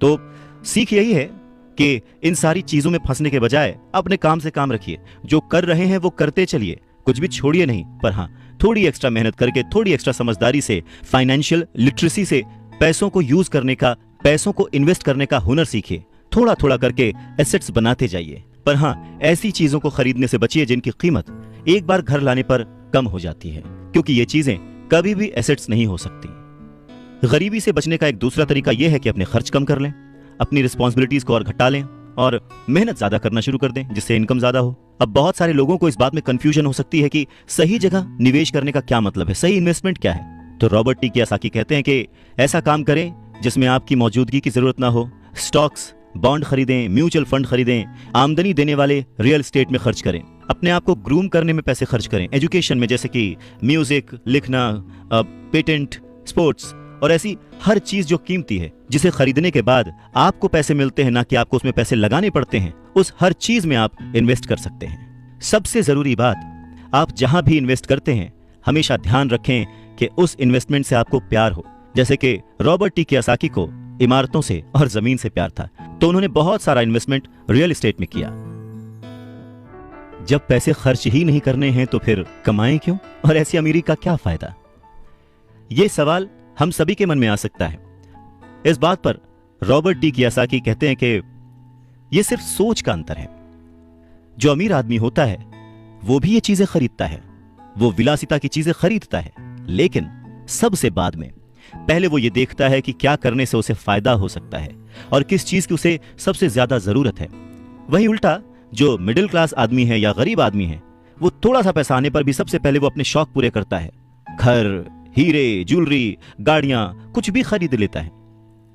अमीर आदमियों के पास भी ये सब होता है, पर फर्क सिर्फ इतना है कि वो उधार के दलदल में नहीं फंसते। वो लोग जिनके पास पीढ़ियों से पैसा है, जो लंबे समय से अमीर हैं, वो अपनी अर्निंग वाले कॉलम को सबसे पहले बनाते हैं, उसे सिक्योर करते हैं। उसके बाद उनके एसेट्स वाले कॉलम से जो आमदनी होती है, जो इनकम होती है, उससे वो अपनी लग्जूरियस लाइफ जीते हैं, एंजॉय करते हैं। गरीब और मिडिल क्लास आदमी अपनी खून पसीने की कमाई और बच्चों की विरासत की कीमत पर ये चीजें खरीदता है, लोन लेता है। सच्ची लग्जरी असली संपत्ति में निवेश करने और उसे विकसित करने का प्रोत्साहन देती है, उसे बढ़ावा देती है। रॉबर्ट टी कियोसाकी इस बात को एक एग्जाम्पल से समझाते हैं कि जब उनकी वाइफ और उनके पास उनके अपार्टमेंट से अतिरिक्त पैसा आने लगा, रेंट या कुछ भी, तब वो बाजार गए और उन्होंने अपने लिए एक महंगी गाड़ी खरीदी। इसमें जरा सी भी मेहनत नहीं लगी या जोखिम नहीं था, क्योंकि वो पैसा उन्होंने अपनी सेविंग्स से नहीं बल्कि अपार्टमेंट हाउस के इनकम से खरीदा था। पर इसके लिए उन्होंने 4 साल तक इंतजार किया, पेशेंस के साथ थोड़ा थोड़ा पैसा इकट्ठा करते रहे, और जब रियल एस्टेट पोर्टफोलियो बढ़ा तो आखिरकार वो उन्हें इतना पैसा दे गया कि एक महंगी कार खरीदी जा सके। ज्यादातर लोग अक्सर इच्छा जागने पर बिना सोचे समझे जाते हैं और कर्ज पर कार या कोई और चीज खरीद लाते हैं। हो सकता है कि वो अपनी जिंदगी से ऊब चुके हों या उन्हें सिर्फ एक नए खिलौने की जरूरत हो, पर कर्ज पर ऐसी चीज खरीदने से देर सवेर वो आदमी उस चीज से चिढ़ने लगता है, उसका इंटरेस्ट खत्म हो जाता है, उससे उसमें मजा नहीं आता, क्योंकि उस चीज को खरीदने के लिए जो कर्ज लिया गया है वो उस आदमी के सर पर भार बन जाता है। अगर एक बार आप अपने बिजनेस को बनाने, उसमें इन्वेस्ट करने का समय निकाल लेते हैं तो फिर आप उसमें जादू की छड़ी भी घुमा सकते हैं, जो अमीरों का सबसे बड़ा राज है। और ये राज अमीरों को भीड़ से अलग रखता है, या यूं कहें कि भीड़ से आगे रखता है। जो अपने काम से काम रखते हैं, अपने काम में फोकस्ड रहते हैं, और ये उन्हीं को मिलता है जो अपने काम में पूरा मन लगाते हैं, अपने काम से काम रखते हैं, वो लोग अमीर बन जाते हैं। अगर मिल के चला जाए तो तूफानों को भी शिकस्त दी जा सकती है। रॉबर्ट टी कियोसाकी अपने बचपन का एक किस्सा सुनाते हैं। कहते हैं कि मुझे याद है, हमें स्कूल में रॉबिन हुड और उनके सुखी गिरोह की कहानी बताई गई थी। मेरे स्कूल टीचर का मानना था कि ये केविन कॉस्नर की तरह के एक रोमांटिक हीरो की अद्भुत कहानी है जो अमीरों को लूटता था और गरीबों में बांट देता था। तो मेरे रिच डैड की नजर में रॉबिन हुड हीरो नहीं था, वो उसे बदमाश मानते थे। रॉबिन हुड को गुजरे हुए तो लंबा समय गुजर चुका है, परंतु उसके जो मानने वाले हैं, जो उसके फैंस हैं, वो आज भी जिंदा हैं। न जाने कितनी बार मैंने लोगों को ये कहते सुना है कि अमीरों को और ज्यादा टैक्स देना चाहिए और उसे गरीबों में बांट देना चाहिए। रॉबिन हुड का ये जो थॉट था, अमीरों से लेकर गरीबों में बांट दिया गया। गरीब और मिडिल क्लास लोगों के लिए यह सबसे ज्यादा दुख का कारण है। इसी रॉबिन हुड आदर्श के कारण मिडिल क्लास पर टैक्स का इतना भारी बोझ लदा हुआ है। और सच्चाई तो यह है कि अमीरों पर टैक्स लगता ही नहीं है। गरीबों की भलाई के लिए जो पैसा लगता है वो मिडिल क्लास से आता है, खासकर पढ़े लिखे और ऊंची आमदनी वाले मिडिल क्लास से। और टैक्स के बारे में अगर हम पूरी तरह से समझना चाहें तो हमें थोड़ा सा इतिहास में, हिस्ट्री में जाना पड़ेगा। रॉबर्ट टी कियोसाकी बताते हैं कि उनके रिच डैड ने बताया था कि इंग्लैंड और अमेरिका में पहले कोई टैक्स नहीं लगते थे। कभी कभार जो वॉर्स होती थी, युद्ध होते थे, उनका खर्च जुटाने के लिए टैक्स जरूर लगाए जाते थे, जिसके लिए किंग या फिर प्रेसिडेंट सिर्फ कह भर देते थे और हर आदमी उसकी बात मानकर अपना सहयोग अपनी इच्छा से देता था। बाद में सन 1874 में इंग्लैंड ने इनकम टैक्स को अपने सिटीजन्स पर लागू कर दिया और 1913 में कॉन्स्टिट्यूशन के 16वें संशोधन के बाद अमेरिका में भी इनकम टैक्स जो है वो लागू हो गया।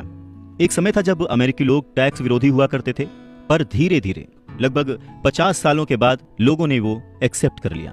इसमें एक और बात थी, शुरुआत में ये जितने भी टैक्स थे ये सिर्फ अमीरों पर लगाए गए थे। तो रिच डैडी चाहते थे कि माइक और वो इस बात को न भूलें, और उन्होंने ये बात साफ कर दी थी कि टैक्स का जो थॉट है वो लोकप्रिय बना ही इसीलिए कि लोगों को लगता था कि इससे अमीरों को सजा दी जाती है और मिडिल क्लास और गरीबों को मदद मिलती है। पर वक्त ने इस बात को पलट दिया और आज गरीब भी टैक्स कमा रहा हुआ है और मिडिल क्लास भी, या यूं कहें कि सबसे ज्यादा जो टैक्स कमा रहा हुआ है वो है middle class. Robert T Kiyosaki आगे कहना जारी रखते हैं, एक बार सरकार को टैक्स मिल गया तो उन्हें उसके फायदे नजर आ गए और उनकी भूख बढ़ गई। रिच डैडी ने रॉबर्ट टी कियोसाकी को आगे समझाते हुए कहा कि अमीरों ने वक्त के साथ साथ कॉरपोरेशन की ताकत को समझा। एकजुट होकर उन्होंने इस टैक्स को पलट दिया और सारा बोझ उन लोगों के ऊपर डाल दिया जिन लोगों ने कभी इसके सपोर्ट में वोट दिया था, यानी कि गरीब और मिडिल क्लास लोग। और इसके पीछे की सबसे वजह अमीरों का पैसा नहीं था, उनकी समझ थी, उनकी जानकारी थी, उनकी अवेयरनेस थी। उन्होंने अपने पैसे को बचाने के लिए संविधान को समझा, रूल्स को समझा और फिर उनमें कमियां निकाली और फिर किस तरह से उनसे बचा जाए ये सब देख परख के कॉरपोरेशन का सहारा लिया और वो उसमें सफल भी हुए। अमीरों और गरीबों के बीच ये लड़ाई सदियों से चलती आ रही है। अमीरों से वसूलों का जो नारा लगाने वाली भीड़ थी वो हमेशा अमीरों के खिलाफ रही, और ऐसी लड़ाइयां तब छिड़ती हैं जब किसी एक विशेष वर्ग को ध्यान में रखकर कानून बनते हैं, और ये लड़ाई कब खत्म होगी ये कहा नहीं जा सकता। समस्या यह है कि जो लोग हारते हैं उनमें समझ की कमी है, पर वो ये मानते नहीं। हारने वाले लोग वो हैं जो हर सुबह उठकर तैयार होते हैं और अपनी नौकरी में कड़ी मेहनत करते हैं और उस पर टैक्स भी देते हैं। अगर वो ये समझ पाते कि अमीर लोग किस तरह से पैसे का खेल खेलते हैं तो वो भी इस खेल को उसी तरह से खेल सकते थे, फिर वो भी गरीबी से आजाद हो सकते थे, पैसे के मालिक हो सकते थे और अमीर बन सकते थे। रिच डैड कहते हैं कि इसीलिए मुझे बिल्कुल अच्छा नहीं लगता कि जब कोई अपने बच्चे को यह सलाह देता है कि खूब पढ़ो और नौकरी करो। जिस कर्मचारी में पैसे की समझ नहीं है वो बच नहीं सकता, समाज उसके पैसे को हड़प लेगा और उसे गरीबी की ओर धकेल देगा। कहते हैं ना कि उस देने वाले ने तो कोई कमी ना की, अब किसको क्या मिला ये मुकद्दर की बात है। और ये जो मुकद्दर है ये हम अपनी सोच से, अपनी नॉलेज से, अपनी अवेयरनेस से बदल सकते हैं। अमीरी और गरीबी में सिर्फ सोच और समझ का ही फासला है। न हारना जरूरी है, न जीतना जरूरी है।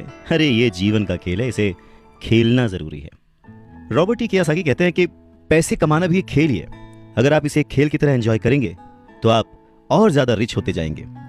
हर हफ्ते वो निवेश करते हैं और कभी हारते हैं, कभी जीतते हैं। जब जीतते हैं तो उस निवेश को अगले हफ्ते के लिए सेव कर लेते हैं, और जब हारते हैं तो खुद से जीतने वाले की आंख में आंख डालकर कहते हैं, ठीक है, अगले सैटरडे फिर मिलते हैं।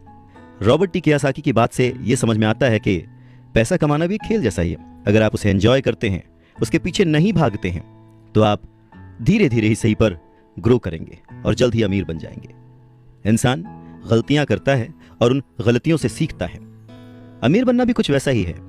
कभी आप गलती करते हैं और हार जाते हैं, कभी आप उस गलती को सुधारते हैं और जीत जाते हैं। वैसे बचपन से जवानी तक जब भी हम स्कूल में पढ़ते हैं या हमारे आसपास भी, बच्चों को गलतियां करना अलाउड नहीं होता। उन्हें कहा तो जरूर जाता है कि आप गलती कर सकते हैं, पर जैसे ही बच्चा गलती करता है उसे टोक दिया जाता है, उसे रोक दिया जाता है, उसे डांटा जाता है, और धीरे धीरे हमारे मन में ये धारणा बन जाती है कि गलती करना इज नॉट अलाउड। पर अगर देखा जाए, हम इंसान गलती करके ही सीखते हैं। हमने आज तक जो कुछ भी अचीव किया है, अपनी गलतियों से अचीव किया है। इसी बात को आगे बढ़ाते हुए रॉबर्ट टी कियोसाकी कहते हैं कि इन्वेस्टर्स दो तरह के होते हैं। पहले वो जो नॉर्मल इन्वेस्टर्स होते हैं, जो एक पैकेज में निवेश करते हैं, रिटेल आउटलेट में फोन करते हैं, जैसे एक रियल एस्टेट कंपनी या स्टॉक ब्रोकर या फाइनेंशियल प्लानर को, और फिर वो कुछ छोटा छोटा खरीद लेते हैं। ये एक म्यूचुअल फंड, स्टॉक या बॉन्ड हो सकता है। ये निवेश का एक अच्छा और साफ सुथरा तरीका है और आसान भी है। ये उसी तरह की खरीदारी हो गई जैसे कि कोई कस्टमर कंप्यूटर स्टोर में जाकर शेल्फ पर रखे कंप्यूटर को खरीद ले। वहीं दूसरी तरह के जो इन्वेस्टर्स होते हैं, वो अपने इन्वेस्टमेंट को बनाते हैं। वो किसी दूसरे से नहीं खरीदते, वो अपना इन्वेस्टमेंट खुद बनाते हैं। इस तरह के इन्वेस्टर्स आमतौर पर अपने सौदों को असेंबल करते हैं। जिस तरह कंप्यूटर इंजीनियर कंप्यूटर के पुर्जों को असेंबल करते हैं, वो अलग अलग जगहों से सस्ते पार्ट्स लाते हैं और उन पार्ट से एक पूरा कंप्यूटर असेंबल करते हैं, जो कि उन्हें बहुत सस्ता पड़ता है, और फिर वो उसे महंगे दामों में बेच देते हैं। ठीक उसी तरह से जो दूसरा निवेशक है, वो आर्थिक अवसरों के पुर्जों को अच्छी तरह से ऑब्जर्व करता है। ठीक इसी तरह से जो दूसरा इन्वेस्टर है, वो समय को पहचानता है और मौके की नजाकत को देखते हुए, अपने कमर्शियल फायदे को देखते हुए चीजों को इस्तेमाल करता है। और जो दूसरे किस्म का इन्वेस्टर है, सच में वही प्रोफेशनल इन्वेस्टर होता है। अमीर बनने की राह में, रिच बनने की राह में यह जानना बहुत जरूरी है कि किस समय पर क्या एक्शन लिया जाए जिससे आपकी किस्मत बदल जाए और आपको नुकसान भी ना हो। अगर आप दूसरे किस्म के इन्वेस्टर बनना चाहते हैं तो आपको खास तौर से इन 3 क्वालिटीज को अपने अंदर इंप्रूव करना होगा, क्योंकि फाइनेंशियल इंटेलिजेंस के अलावा इन क्वालिटीज की भी जरूरत होती है। पहला, किस तरह ऐसे मौके को खोजें जो दूसरों को दिखाई नहीं देता। दूसरे लोग अपनी आंखों से उस मौके को नहीं देख पाते, पर आप अपने दिमाग से और अपने एक्सपीरियंस से उन मौकों को देख सकते हैं। एग्जाम्पल के लिए रॉबर्ट टी कियोसाकी के एक दोस्त ने एक पुराना घर खरीदा जो देखने में बुरा था। हर एक को हैरत थी कि उसने इसे खरीद क्यों लिया, पर दूसरे जो नहीं देख पाए थे वो उनके दोस्त ने देख लिया था, और वो था घर के साथ 4 खाली जमीन के टुकड़े। घर खरीदने के बाद उसने उसे तोड़ा और उन 5 प्लॉट्स को मिलाकर बिल्डर को बेच दिया। इस सारे डील में उसे जो उसने पैसा लगाया था वो तो मिला ही, उसके ऊपर से 3 गुना रकम और मिली। उसने सिर्फ 2 महीने के काम में लाखों रुपए कमा लिए, जो कि उनके लिए बहुत ज्यादा नहीं थी, पर फिर भी देखा जाए कि उन 2 महीनों की मेहनत में अगर वो जॉब में होता तो कितना कमाता वर्सेस उसने इस डील से जो कमाया। दूसरा पॉइंट, पैसा किस तरह से इकट्ठा किया जाए। औसत आदमी बैंक जाता है, पर इस दूसरे किस्म के इन्वेस्टर को यह पता होना चाहिए कि पैसा किस तरह जुटाया जाए और बिना बैंक जाए, बिना लोन लिए किस तरह से पैसा इकट्ठा किया जाए। रॉबर्ट टी कियोसाकी कहते हैं कि उन्होंने भी यह सीखा कि बिना बैंक की मदद लिए घर कैसे खरीदे जा सकते हैं। घर खरीदना बहुत इंपॉर्टेंट नहीं है, पर पैसा इकट्ठा करना बहुत इंपॉर्टेंट है और बहुत ही रेयर आर्ट है। अक्सर वो लोगों को ये कहते सुनते हैं कि बैंक मुझे लोन नहीं दे रहा, या मेरे पास इसे खरीदने के लिए पैसे ही नहीं है। अगर आप दूसरे किस्म के इन्वेस्टर बनना चाहते हैं तो आपको ये सीखने की जरूरत है, क्योंकि ज्यादातर लोग सिर्फ इसीलिए सौदे नहीं कर पाते क्योंकि उनके पास पैसा ही नहीं होता। तो अगर आप इस प्रॉब्लम को पार कर सकते हैं तो आप एक सच्चे इन्वेस्टर हो सकते हैं और बहुत प्रॉफिट कमा सकते हैं। तीसरा पॉइंट, किस तरह से स्मार्ट लोगों को इकट्ठा किया जाए। ऐसे लोग बहुत समझदार होते हैं जो या तो अपने से ज्यादा समझदार लोगों के साथ काम करते हैं या फिर उन्हें अपने साथ काम पर रख लेते हैं। जब भी आपको सलाह की जरूरत होगी ना, तो यही समझदार लोग आपके सलाहकार का काम करेंगे। तो सीखने के लिए बहुत कुछ है, पर हाँ, अगर आपने मन लगाकर सीखा तो आपको उसके फायदे भी बहुत मिलेंगे। पर हाँ, अगर आपके अंदर इतनी इच्छा नहीं है, आप इतना टाइम नहीं दे सकते, आप उतने अमीर नहीं बनना चाहते, तो फिर आपको पहले किस्म का ही इन्वेस्टर बने रहना चाहिए। आप तो जानते हैं वही आपकी सबसे बड़ी पूंजी है। आप जो नहीं जानते वही आपका सबसे बड़ा जोखिम है।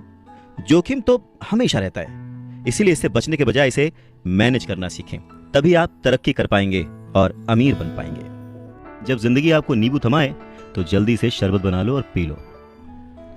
अवसर पहचानना किसी भी इन्वेस्टर की सबसे बड़ी क्वालिटी होती है।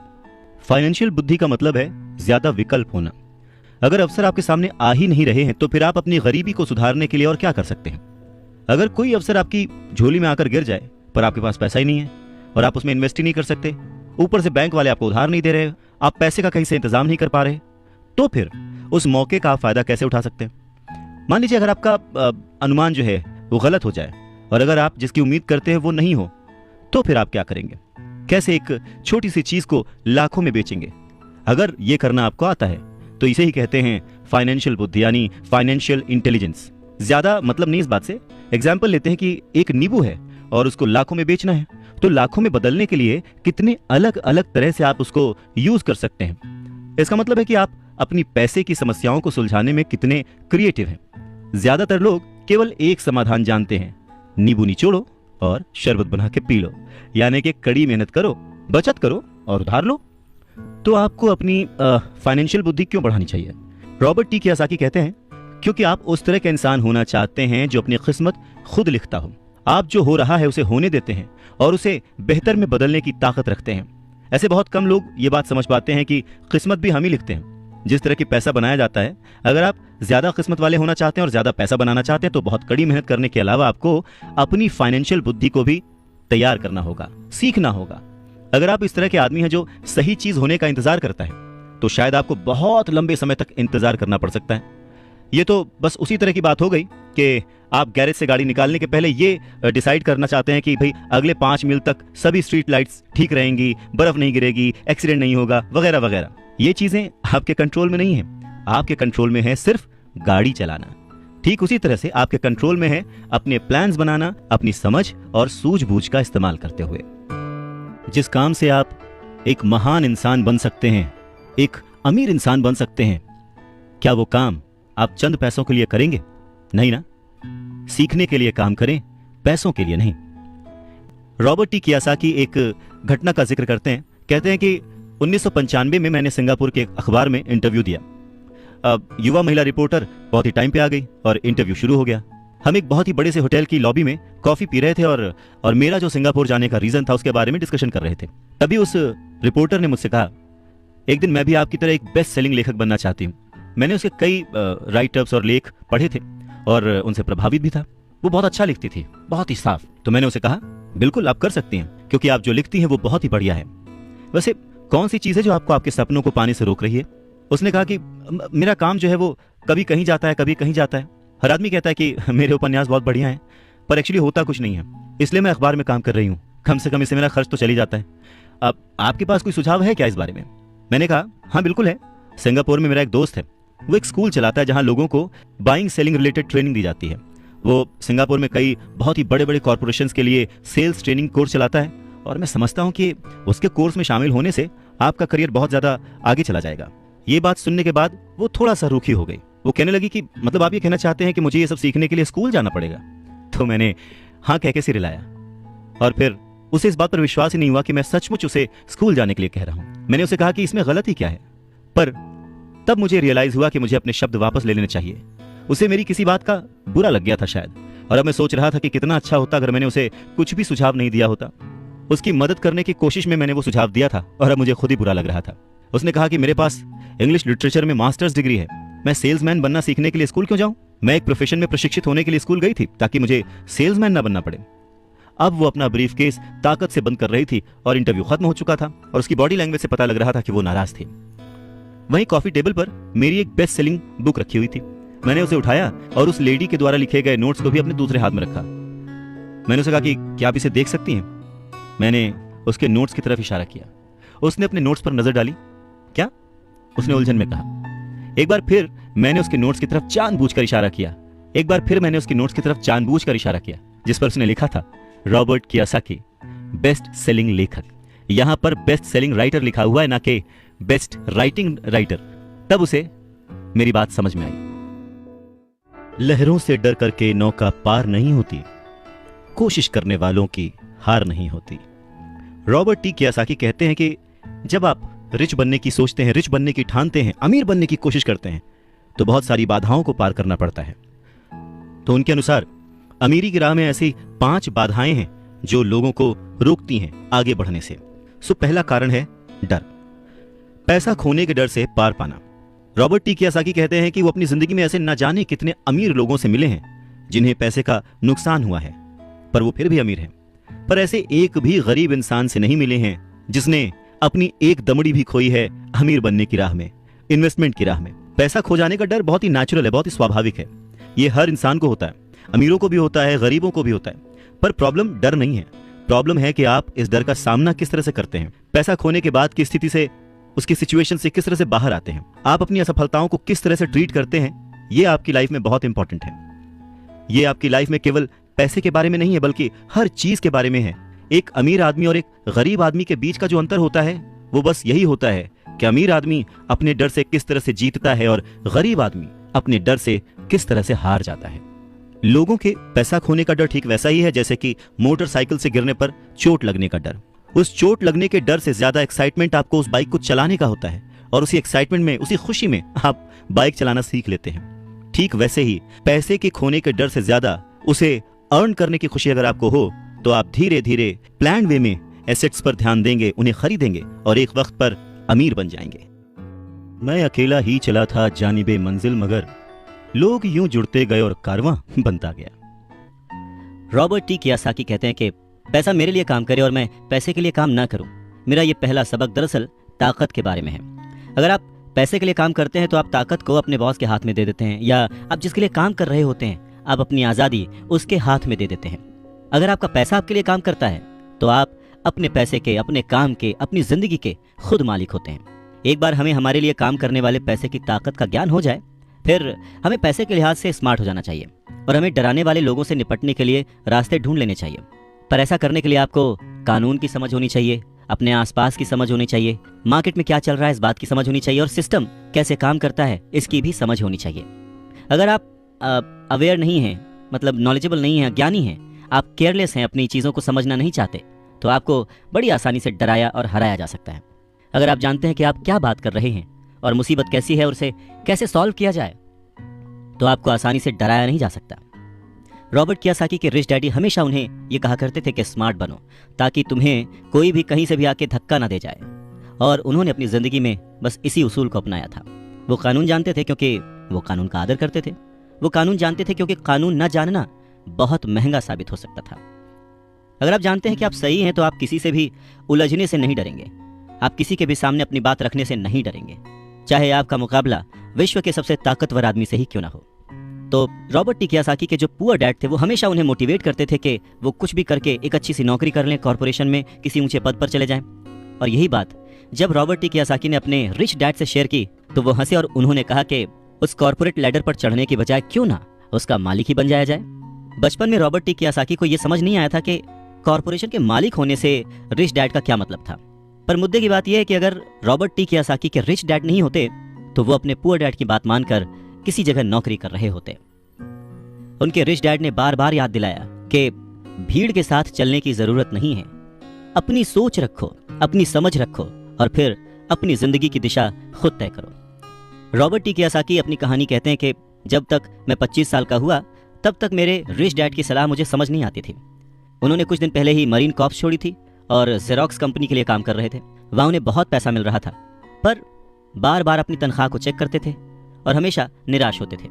टैक्स इतना ज्यादा कटता था कि उन्हें और ज्यादा काम करना पड़ता था अपनी जरूरतों को पूरा करने के लिए। धीरे धीरे वो सफल होने लगे, सक्सेसफुल होने लगे, तो उनके जो बॉसेस थे उन्होंने उनको प्रमोशन दी और सैलरी बढ़ा दी। उन्हें ये बात सुनकर बहुत अच्छा लगा और जैसे ही उन्होंने अपनी ये बात अपने रिच डैड से शेयर की तो उन्होंने कहा, अच्छा तो तुम्हारे बॉस अमीर बन रहे हैं, तुम्हारी कंपनी अमीर बन रही है, तुम किसके लिए काम कर रहे हो, तुम किसे अमीर बना रहे हो। तो बस 1974 में जेरोक्स के एक कर्मचारी के रूप में ही उन्होंने अपना पहला कॉर्पोरेशन बनाया और अपने काम से काम रखना शुरू कर दिया। पहले से ही उन्होंने संपत्ति वाले कॉलम में कुछ चीजें लिख रखी थी और खरीद रखी थी, पर अब उन्होंने ये ठान लिया था कि उन्हें और ज्यादा बढ़ाना है, उन्हें अपने एसेट्स और बढ़ाने हैं और अपनी लायबिलिटीज को और कम करना है। जैसे जैसे वक्त बीतता गया, जैसे जैसे रॉबर्ट टी कियोसाकी पैसे को समझते गए, इसके गणित को समझते गए, इसके व्यवहार को समझते गए, उन्हें अपने रिच डैडी की सलाह समझ में आने लगी।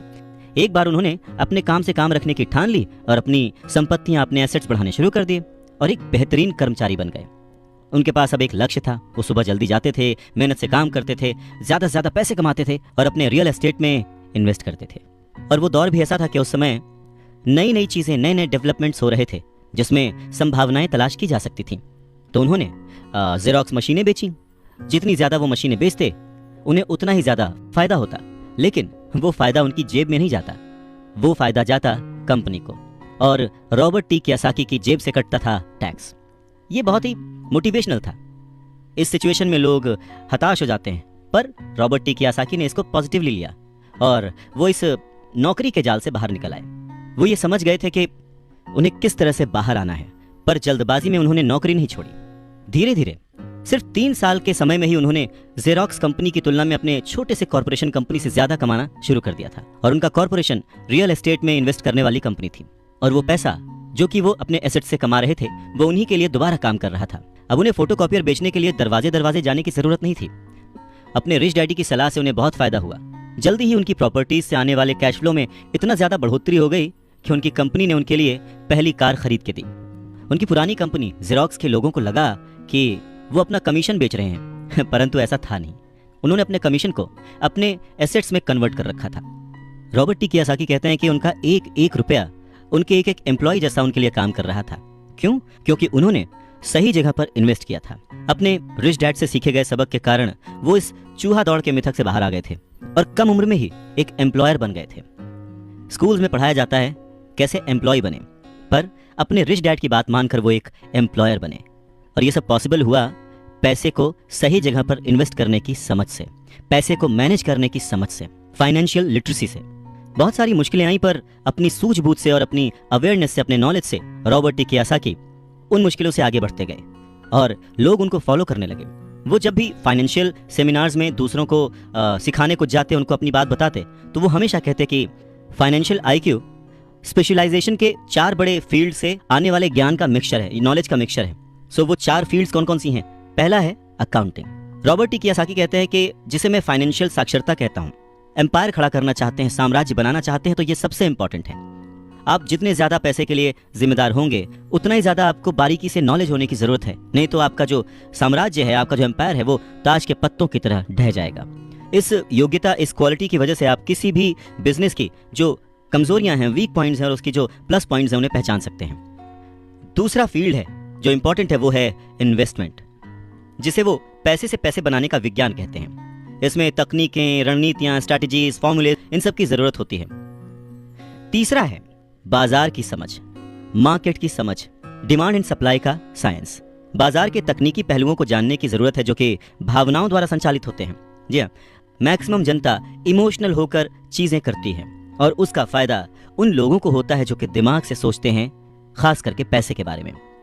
चाहे वो गाड़ी खरीदना हो, घर खरीदना हो, या कोई भी सुख सुविधाएं हो, ये सारी चीजें इमोशन से होती हैं और फायदा हमेशा दूसरे व्यक्ति को होता है जो इन्हें बेच रहा होता है। और चौथी फील्ड है कानून, लॉ। उदाहरण के तौर पर अकाउंटिंग, इन्वेस्टमेंट और बाजारों की तकनीकी दक्षताओं के सहारे कॉर्पोरेशन की जो क्षमता थी वो बहुत बढ़ गई थी। कोई भी आदमी जिसे कॉर्पोरेशन के द्वारा दिए जाने वाले टैक्स के फायदों और सुरक्षा का ज्ञान हो, वो बहुत तेजी से तरक्की कर सकता है और अमीर बन सकता है। पर वैसा करना जो कि किसी नौकरीशुदा कर्मचारी के लिए पॉसिबल नहीं है। उन दोनों में उतना ही डिफरेंस होगा जितना कि एक पैदल चलने वाले इंसान में और एक उड़कर जाने वाले में होता है। ये अंतर बहुत ज्यादा है। तो कुल मिलाकर यह कहा जा सकता है कि अपने रिच डैड की गाइडेंस को फॉलो करते हुए रॉबर्ट टी कियोसाकी एक सक्सेसफुल इंसान बने, जिन्हें दुनिया फॉलो करती है और जिनकी लिखी बातें पढ़कर और जिनकी बातें सुनकर लोग आज भी मोटिवेट होते हैं।